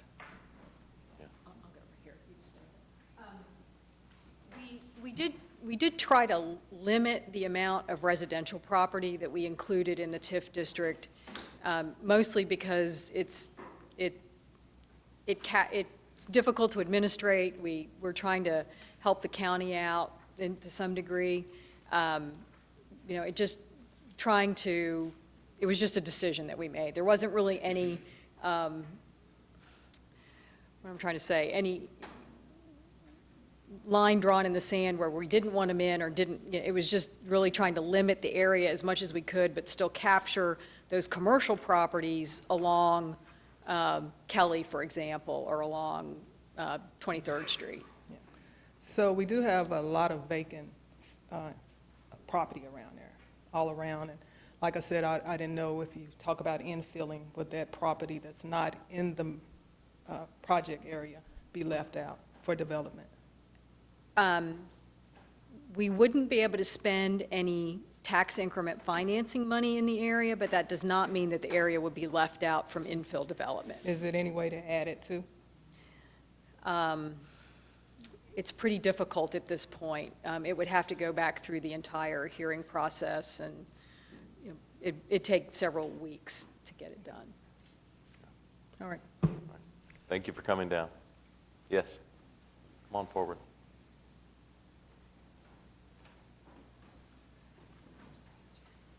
Good morning, thanks for your patience. Oh, good morning. My name is Sharon Gallimore. I reside at 909 Northeast 35th Street. And the one question I have, if you could just give me some clarity, where they stated on the PowerPoint they were wanting to use $7,750,000 for residential development, where would that residential property, where are they looking to build? Again, it's a 25-year plan, so there isn't necessarily any specific location where we're looking at residential development. For the most part, what we are going to be looking for is multifamily residential development. So, larger apartment complexes, things that help add density back to the area so that we can begin to get some other retail and commercial development to happen. We don't intend to use the TIF money for single-family residential development necessarily. I mean, that isn't really the intent. It could happen in sometime in the future, but really what we need is more multifamily development to create some investment and increment so we can do other things. Okay. Unless I just, overlooked it, I didn't see that specifically stated. So that's the reason why I just wanted to ask the question, to make sure none of the other residential areas in that place would be looked at as the new residential for the 7 million. I'm not sure. We can talk about that more later. Okay, all right, thank you. Sure. And if anyone has questions that they, for whatever reason, don't want to ask today, our staff here is well-versed on these policies and procedures and has been through the open meetings process to develop this concept, but can certainly still answer questions about it. And again, the item's just being introduced today. The council will have a final hearing on it January 13th. Anyone else here that would like to speak in an open forum today on this matter before we move forward? I guess I'd just ask, Kenny, if you wanted to do an amendment to have an eminent domain action come back before the council at whatever point, what would be the first step in that process? To the urban renewal plan, that would be, Well, if you're talking about the TIF project plan, it would go to the TIF review committee first. That's the first official step in the process. And then it would go to the planning commission, and then it would come here. And it would have to pass those bodies to get back here? It doesn't necessarily, they don't vote to approve them, they just make a recommendation. Gotcha. Okay, thanks. All right, we're on to item 9J. This is our annual agreement on retiree health insurance for firefighters. All right, any comments or questions here today before we vote? All right, thanks. Cast your votes. Passed unanimously. Mentioned George Fien is here today. He represents the retired firefighters. George, we appreciate your attendance today. Item K is our contract agreement with AFSCME. We have a motion and a second. Any comments or questions here on item 9K? All right, cast your votes, and it passed unanimously.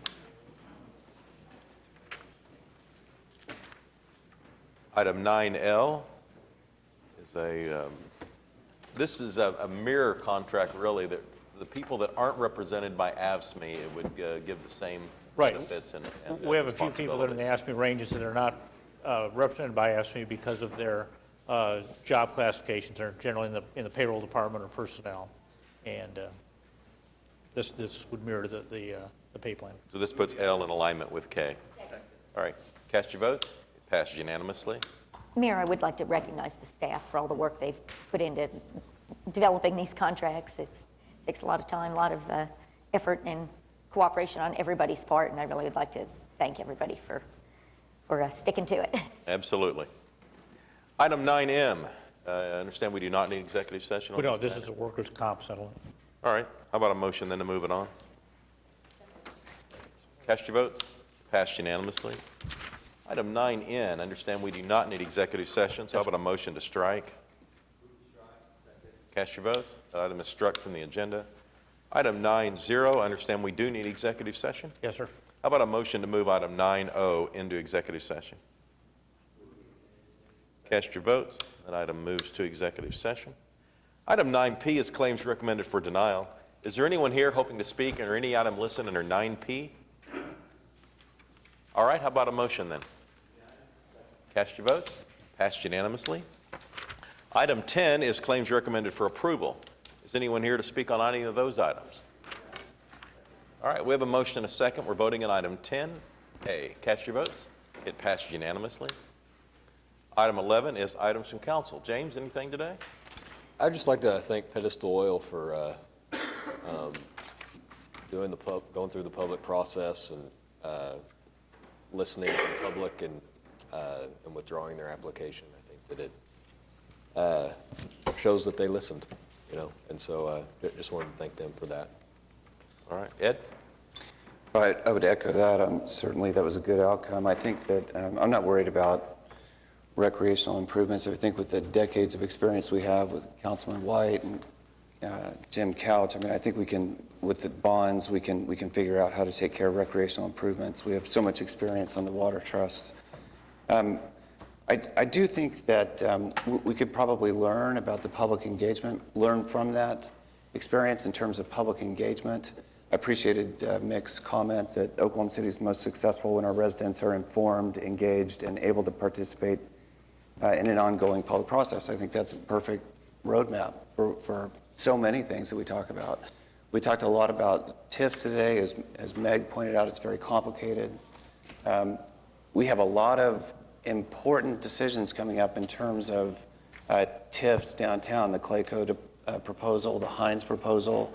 We're just 2 weeks away from a DDRC review of tearing down a lot of historic buildings. To apply some of to have an informed, engaged public that's able to participate in an ongoing public process, I think is key. Those are important policy decisions.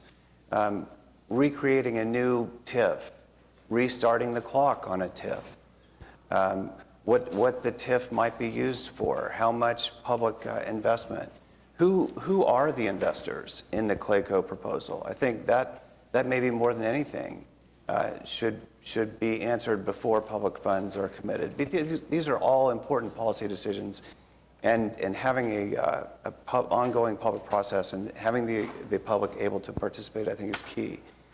But we did fall short on the public engagement process, but I'm very confident that we can learn from the experience and apply those lessons, especially to the important things that are coming up in the next couple of months. Thanks. Larry? Yeah, just like to remind the people out there that, of course, New Year's Eve, we've got the opening night going on downtown. I'd like to wish everybody a safe and happy New Year. Pete? Just a comment. This has been a very good year for Oklahoma City. It's drawn to a close. Let's not hook up again. And this has been a very good year for Oklahoma City. I think all of us sitting around this horseshoe would agree that this has been a good year. From a financial standpoint, Oklahoma City's in good shape. And I think I would like to thank all of my colleagues here for a good year on the council, a good year of things that we did together and things we did for Oklahoma City. I think the citizens of Oklahoma City have responded well to it, and I think we have lots of reasons to feel good about the upcoming year. There are potentially a number of problems in the upcoming year with falling oil prices and some of those things that may cause budget concerns, but I think we have a reason to feel very optimistic about the future. I thank all of you for permitting me to be a part of it. Okay. David? Meg? Larry, I would just like to echo your comments about opening night. I want to remind everybody that there's a change of venue for the closing ceremonies. We'll be in Bicentennial Park this year, beginning about 11:30, I think, when all the other activities conclude, and the ball will rise, I guess, in Oklahoma City at midnight, right in front of the Civic Center. So it's going to be chilly, so make sure you wear gloves and hats and earmuffs and things, but come on down. They're expecting a big crowd. It's a great night for the Arts Council. So, and hope everybody will be safe and enjoy a prosperous. Pat? All right. City manager reports. We have a couple of presentations this morning. These are MAPS 3 related projects, specifically with the wellness centers. And Ryan Eshelman is here today to go over the first one. He's with GSB, and he's going to talk about the Northwest facility. Good morning. This is just a quick update. We are in the home stretch of the process on Senior Center number 1, and wanted to kind of let you know where we were. We've had a very busy fall working with Mike Dover and his subcommittee, the MAPS team, and the operator. Sorry, there you go. There we go. This process began last spring, working with the operator, the MAP staff, touring some facilities and working through the budget and the desired program to identify the components that were most desirable for Senior Center number 1. They included everything from fitness facilities, multi-purpose spaces, and most notably an activity pool. The site, as you recall, is going to be acquired from Putnam City Baptist Church. It's on the northeast corner of their property at approximately 112th, Northwest 112th and Rockwell. You can see a depiction of the site plan there with frontage onto Rockwell, the building facing south, with parking in front, circulation and some activity spaces around, and direct connection to the church parking facilities as well for additional overflow parking. As Healthy Living, Inc., which is a subsidiary of the church, will be the operator of the facility. The building itself, as we've shown you before, includes a mix of physical fitness components you see there in purple, which include a full gymnasium with ample apron space to provide a walking course 365 days a year in conditioned space, fitness facilities, and what we're calling a hybrid fitness pool, which provides the opportunity for fitness classes, water walking, standing areas, buoyant areas, and lap swimming as well. And of course, the full complement of locker room spaces to support that, and an aerobics, yoga, multi-purpose studio. The other major component of the facility are multi-purpose spaces that will support everything from lifelong learning to social activities, education. There'll be a demonstration kitchen for healthy cooking classes, arts and crafts spaces,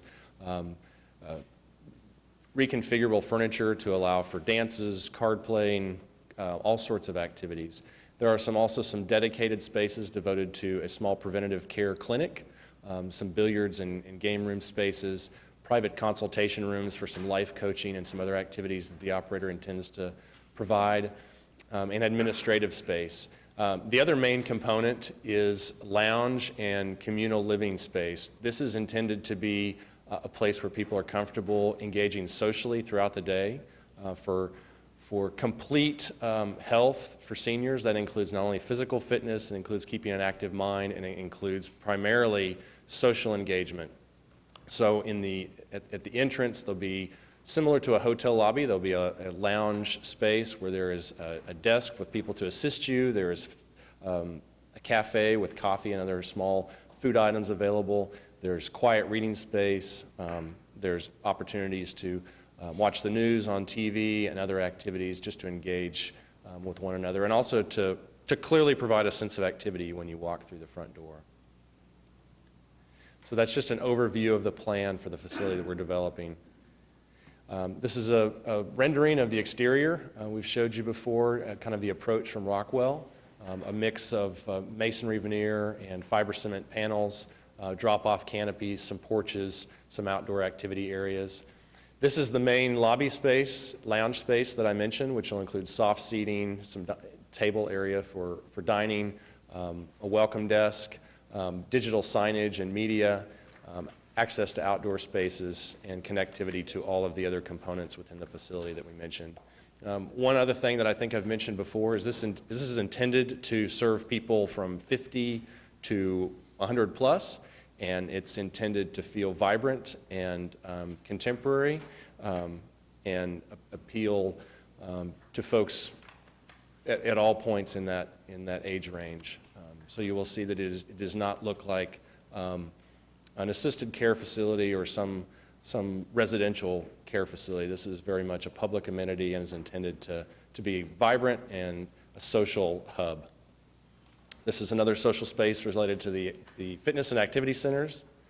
One of the things that this facility is intended to do is to entice people who may never have engaged in fitness activities to watch others their age and of their ability to do the same and to feel confident that they can begin a physical fitness program, take some baby steps into that aspect of a healthy lifestyle. So the glazing and the windows are an opportunity for people to observe that occurring before they are confident enough to engage in it as well. This is the hybrid fitness pool we described. You'll see ramped access, lanes, varying depths, all sorts of different aspects of this pool to basically provide the maximum number of uses possible. This is the budget we're working towards, and of course we're continuing to look at the program and the amenities to get that project in budget when we deliver it, hopefully in February. We're at 95%.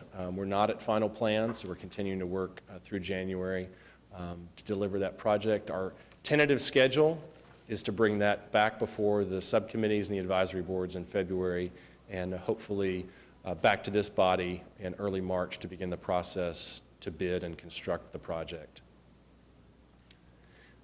So that's a quick update on where we are, and hopefully in a couple of weeks we'll be back to take the exciting step of moving forward with construction.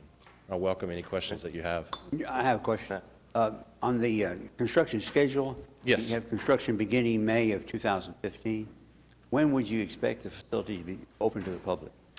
With the disclaimer that the construction schedule will be ultimately established by the winning bidder contractor, we think this is a 15 to 16-month construction project, so a little over a year. And has the sponsoring entity determined what fee, if any, they're going to charge? I do not know what Healthy Living's intentions are. Bill Fleming, who's been before this body before, can answer that specifically, but I do know that they're in developing their operational plan that includes that element. I was just curious, David, where we are in the public art process with regard to this center and maybe the second one as well? With which process? The public art The piece, public art. the 1% for Well, we've art. deposited the money with Robbie, so they're working on that, and in fact, there'll be a presentation at the next subcommittee meeting about Great. that, and they'll be putting together that group. Perfect. Great. Thank you. All right, thanks very much. And you want to go on to number 2? Thanks. Okay. Next up with Wellness Center number 2 is Ellen Brown from FSB.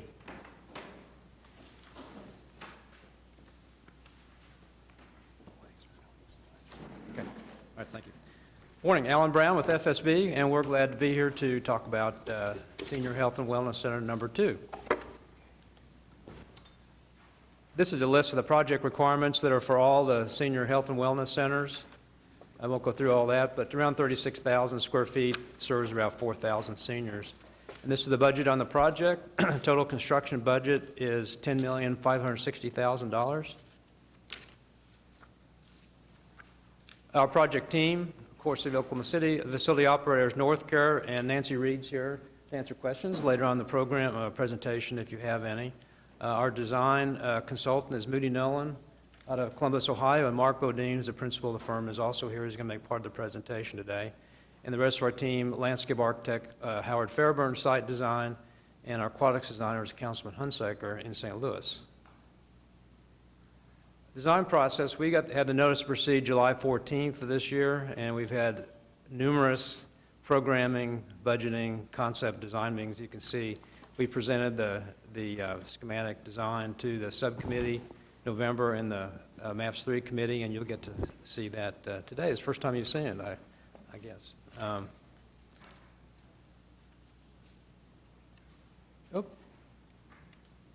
Okay, so I'm going to turn this over to Mark to talk about some of the design principles for the project that follows basically the 3 areas of wellness, fitness, health, and social and community, and how that ties into the Northcare philosophy. Mark? Thank you, Alan. In the area of senior design, we really have several principles we've been following here, mainly about dealing with the idea that seniors are a vast spectrum of abilities and ages and interests, 50 to 90 plus in terms of activity and what they may be attracted to in a facility like this. The ideas of universal design, having a comprehensive approach to seniors of mind, wellness, fitness, body, spirit all together is really important to the seniors of today. And they really are the seniors that are all of us here today. This facility really takes advantage of the way the MAP set up your project process for the 4, which was to define for each community a slightly different approach to how seniors would be served, in this case relating to the area of the city as well as the interests and the strengths of the operator, which is Northcare. So we've taken a broader approach than a traditional senior center to try and take advantage of and attract a larger segment of the population that could use these facilities. I went the wrong way. Design process. We really took it, the idea of this being a path, that the senior living was a path, and there's a path to fitness and wellness and mind, body, spirit, the ability to support seniors, to keep them in their homes, to be engaged parts of the community. And really, the path was a lot about movement and activity, the idea that just keeping people moving and keeping people active is one of the fundamental parts of being successful in your, the silver years, that it was a path of walking or shuffling or rolling as your needs and your abilities changed over the years. And that really became a kind of a theme for this facility, the idea of creating a space that was always active, always inviting you to do something else, to explore a different interest. It was a path to sort of movement as one of the core principles. That might be movement in water, water being a very forgiving way and a great way for seniors to get exercise that is less stressful than others, a movement of walking, a movement of rolling, but keeping moving and doing that in a way that it was a social experience that was a well. Seniors don't go to the gym, they go for social experiences, and if recreation and exercise is a part of that, all the better. It was a piece of addressing seniors that could be the working seniors and people at age 50 all the way up to the retired ages, that they would keep moving but in different ways, that there was a path of exercise. They would select different ways to work together. They would either work together as in classes, as a social space, or work together individually with a trainer or just themselves, so whatever their interests and their abilities would be. And there's a developing and always expanding specialization in what you can provide for seniors and their abilities as they change as one ages. It was also a path to senior well-being that nurtured the mind. The educational experiences you had, that you have for seniors, and the diet, nutrition, the aspects of keeping healthy from a preventative side, and then importantly for North Care was the integrated health clinic. This was the option in the MAPS project that was most expanded upon in this facility, which was adding an integrated health clinic that provided not just preventative but also responsive medical services that was integrated. Integrated meaning that behavioral health and physical health are treated side by side, that the two become interrelated, particularly amongst seniors, and therefore bringing those providers together in one setting, providing the pharmacies, the types of spaces that keep the seniors, give them the convenience of dealing with all these issues together is very important to this operator and to the success of this facility. And finally, there was the social spaces. You heard in Senior Center 1, and the more traditional one was built around community social spaces, that people would seek out different levels of interaction in larger groups, smaller groups, that there be indoor and outdoor spaces that would be a part of this. And then finally, senior services, particularly in this area of the community. North Care believed bringing in partners that would provide services such as adult daycare, where not only as a direct service to senior members of the community, but for those who are the caregivers, to be able to participate in activities in this facility was important to have that respite care, that adult care facility right in the facility. And then finally, a support space for flexible senior services. One thing that, as we've seen across the country, is that the needs of each community change. They change over time. Sometimes it's related to housing issues. Sometimes it's related to medical issues, insurance issues. And the ability for North Care to bring in partners to utilize these spaces to help the seniors, bring them services, whether it be medical or social service or educational services. The building program, we went through with North Care a sort of a combined conceptual and programming phase that identified what was important to them in terms of the options that the MAPS 3 prototype gave them. And again, high priorities of social spaces, high priorities really of the educational spaces, and particularly of the medical services for this facility. You'll see, this won't go into this, there's a detail of how we got to our square footage of the building, balancing the budget and the opportunities that we had. One of the really interesting things about this project is a really unique site that is really gives a lot back to the community in terms of how it's being located. It's just south of the Capitol High School, Capitol South High School on Walker. It's currently a parking lot that's underutilized except for special events, and includes some tennis courts that are in a sort of a moderate condition. This area was explored as to how much space we would need and how we could utilize this to benefit both the school and the neighborhood. One of the other interesting aspects of this site is it backs up to the Hosea Vineyard Park that you heard about earlier today. In this picture here, you see directly south of the site, there's a church, and right behind the church is the branch of the park that comes up near our site. So our site is really unique, has a lot of great frontage along Walker, with public transportation going north and south along that, and ample parking, and lots of interesting neighborhood relationships. Again, the site looks very flat, but it actually isn't. It drops about 10 feet from the west to the east, one of the challenges of our site. The site as it was defined, this is the existing, with as you can see the tennis courts and the parking lot spaces. And then just to the south, again, this is the Hosea Vineyard Park, and I know, Councilman, you asked about whether there was discussion. We have met with the city and the Parks Department, and you can see the trail system that goes along to the north there. They're going to create a little attachment up to our trail system so that we are taking advantage of the fact the park is there to provide this incredibly long or short, depending on the senior's desire, path through an adjacent park, really activating that park and taking advantage of the site as well. This is our site plan along the site, and the best way to describe it is we are replacing all of the parking there, creating our own parking lot dedicated for the seniors, but available for special events related to the school. We are going to have a facility that basically runs east and west on the south side of the park.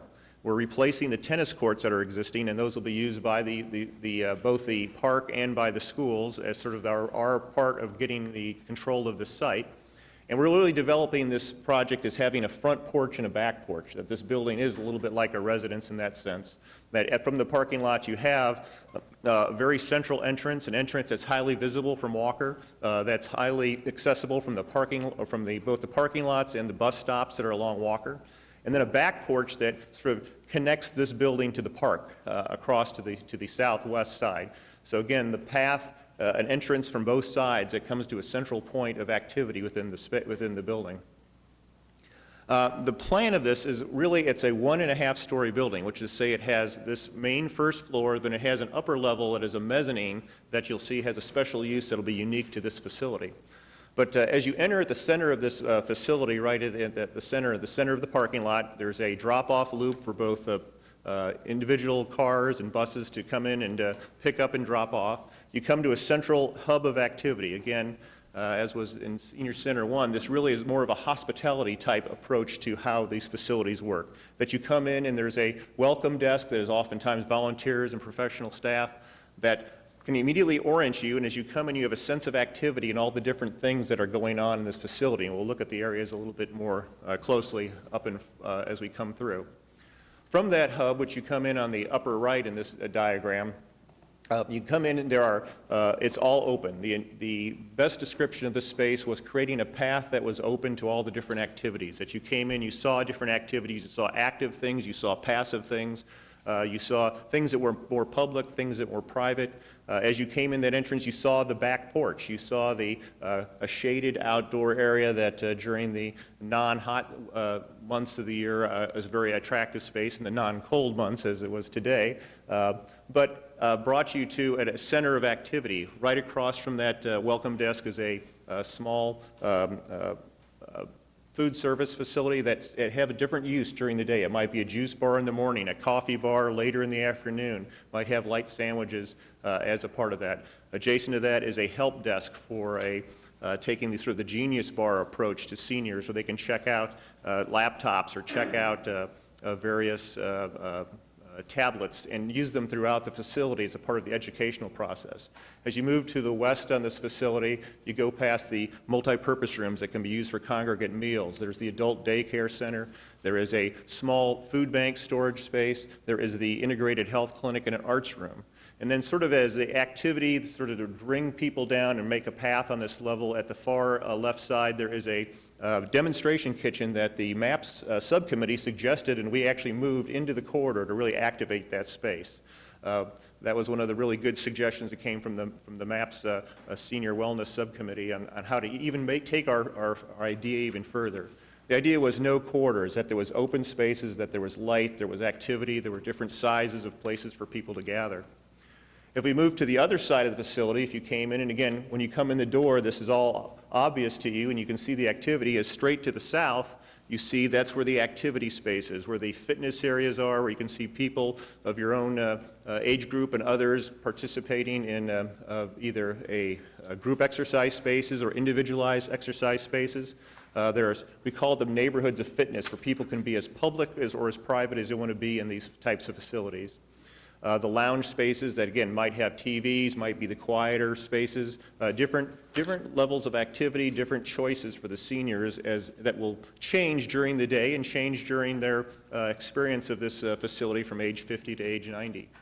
As you move to the right-hand side past the multi-purpose exercise room where there might be a chair aerobics or a yoga class or even a pickleball, we have a high ceiling that can even do adult volleyball in those spaces. There is a locker changing facility, a game room space, which again is more of an open space that is related to all the other facilities, more social spaces to sit at the end. And at the front, or the walker side, is another highlight of this facility is the hybrid fitness pool. Similar to Wellness Center 1, it incorporates both a warmer water with lap opportunities, with walking opportunities. It's going to be a unique pool that's going to slope from side to side, rather from one end to the other, so you can actually walk up and down the entire length of the pool as one of the most beneficial, again, resistive things a senior can do. It also incorporates a social space into it, which is in the upper left corner. There's what we call a little bubble couch, that after the senior aerobics class, you can go and relax and have some views out and feel as this is also a social space. Again, it's the idea of incorporating, integrating the social experience with the wellness, with the movement, with the activity spaces that go on in this facility. And then finally, on the level, when you come in this facility and as you approach it, you'll see a upper level walking, jogging track. It's about 1/17 of a mile. It's 2.5 lanes, which is to say it's a lane for people moving faster and a lane where people can walk side by side. Again, one of the keys being just keep seniors moving, encourage movement. This is a track that's safe because it doesn't have anybody crossing it. You don't have to, it's not a part of the circulation. It has incredible views out to the park, out to Walker, to the school, and views of the activities going on inside, as well as some more fitness spaces to encourage people on there.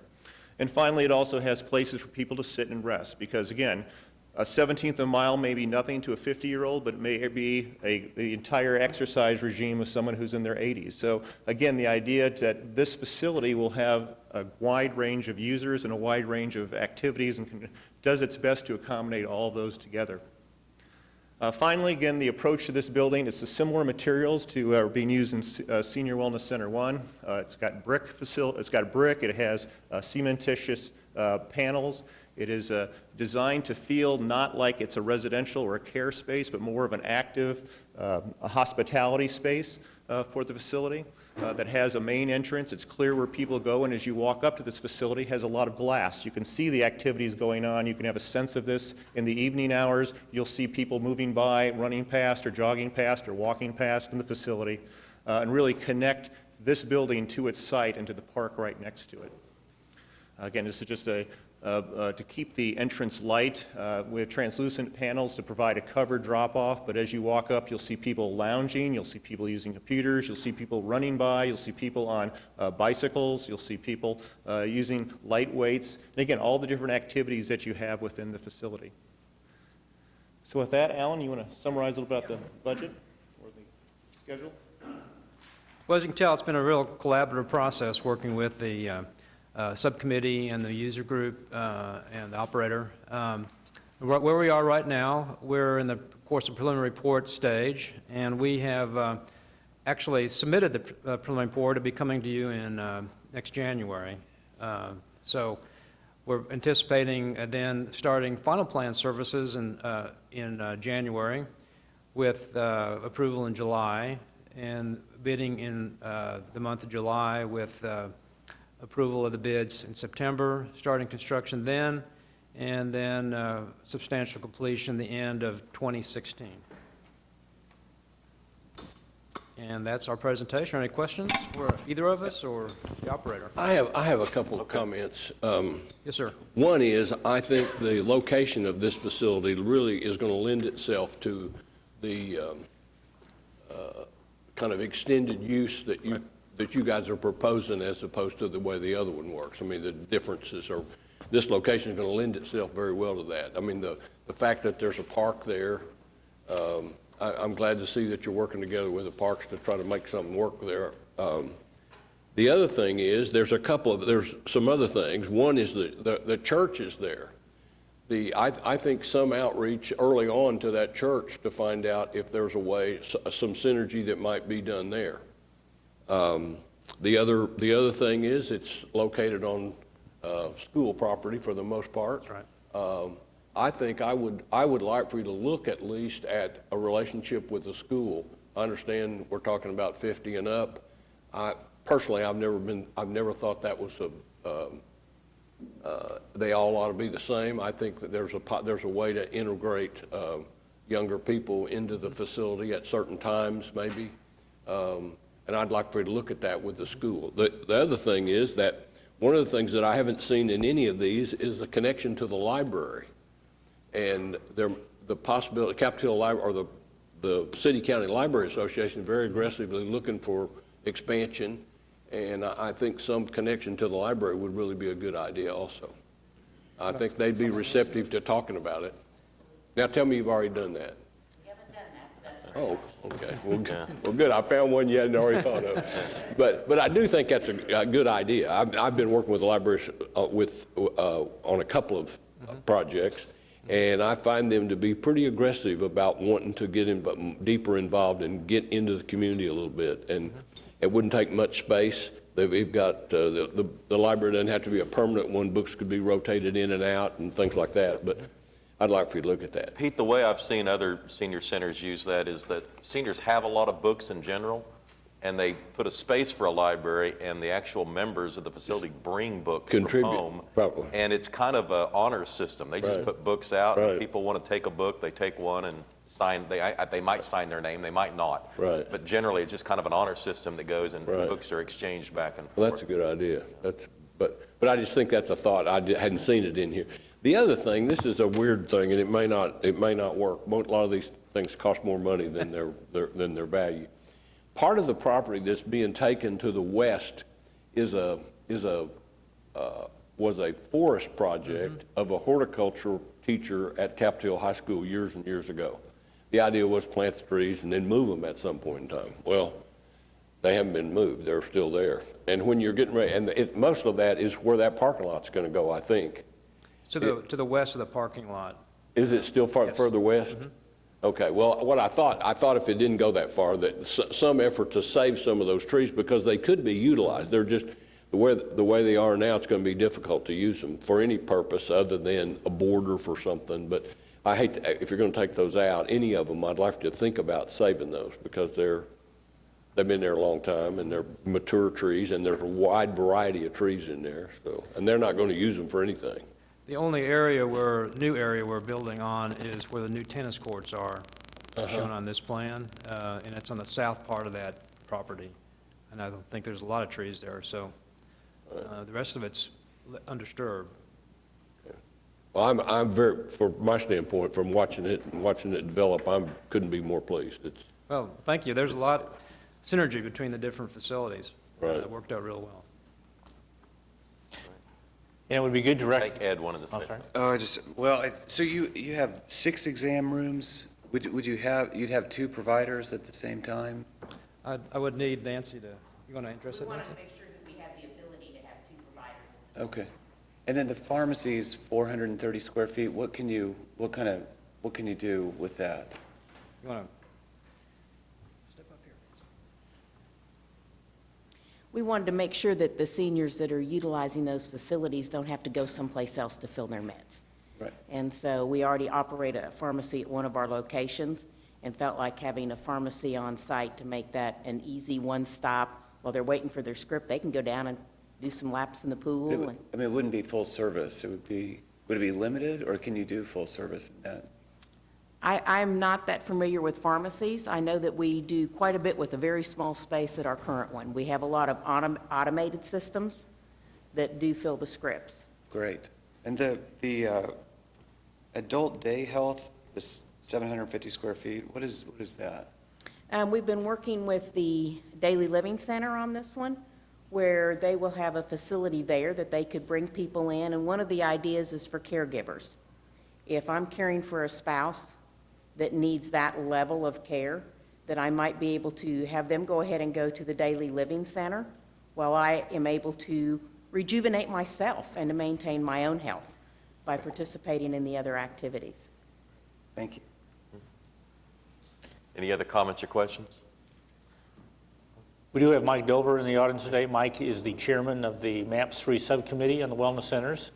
And then next to him is Tom McDaniel, who is the chairman of the MAPS 3 committees. So thank you, gentlemen, for your time and efforts on these projects. And I think you all sense the council's excitement about these particular projects. Your Honor, I have We're anxious to see these fulfilled. a comment I'd like to make. Could you give some thought to issuing a single card so that every person could participate in all these venues? Councilman, that is something that's ongoing right now, and we have the two operators talking, and we're looking at a software program that the city is looking at using coincidentally for another part of the city. It's with the Parks Department, so we are looking into that. Thank you. Yeah, I guess I just would like to echo the enthusiasm. Both projects are just fantastic. And you can, I think Pete has said many times, we started with an empty folder on this project, and we've come such a long way. And to be able to see them graphically and understand how they'll be so useful for their communities. Both teams have done a fantastic job putting, I think, something together that's going to be really beneficial for our citizens. And it does look like there's a little library in your design, by the way. Space for it. Space for a library, anyway. Space for it, yeah. All right, thanks very much, Alan. Okay, thank you. Good luck. Then we also have the sales tax collections report for December in the packet. Sales tax for December was up 3% over target, 6% over last year. So through the first 6 months of the year, we're within 0.4% of our target. So congratulations. Not a bad place to be. That's a good estimation. That's what you're supposed to do. All right. I don't know how you do it, but good job. All right, we have executive session? We do. All right, we'll be back. Oh, I'm sorry. Citizens to be heard. No one has signed up. Is there anyone here hoping to speak under citizens to be heard? All right, we'll be back after executive session.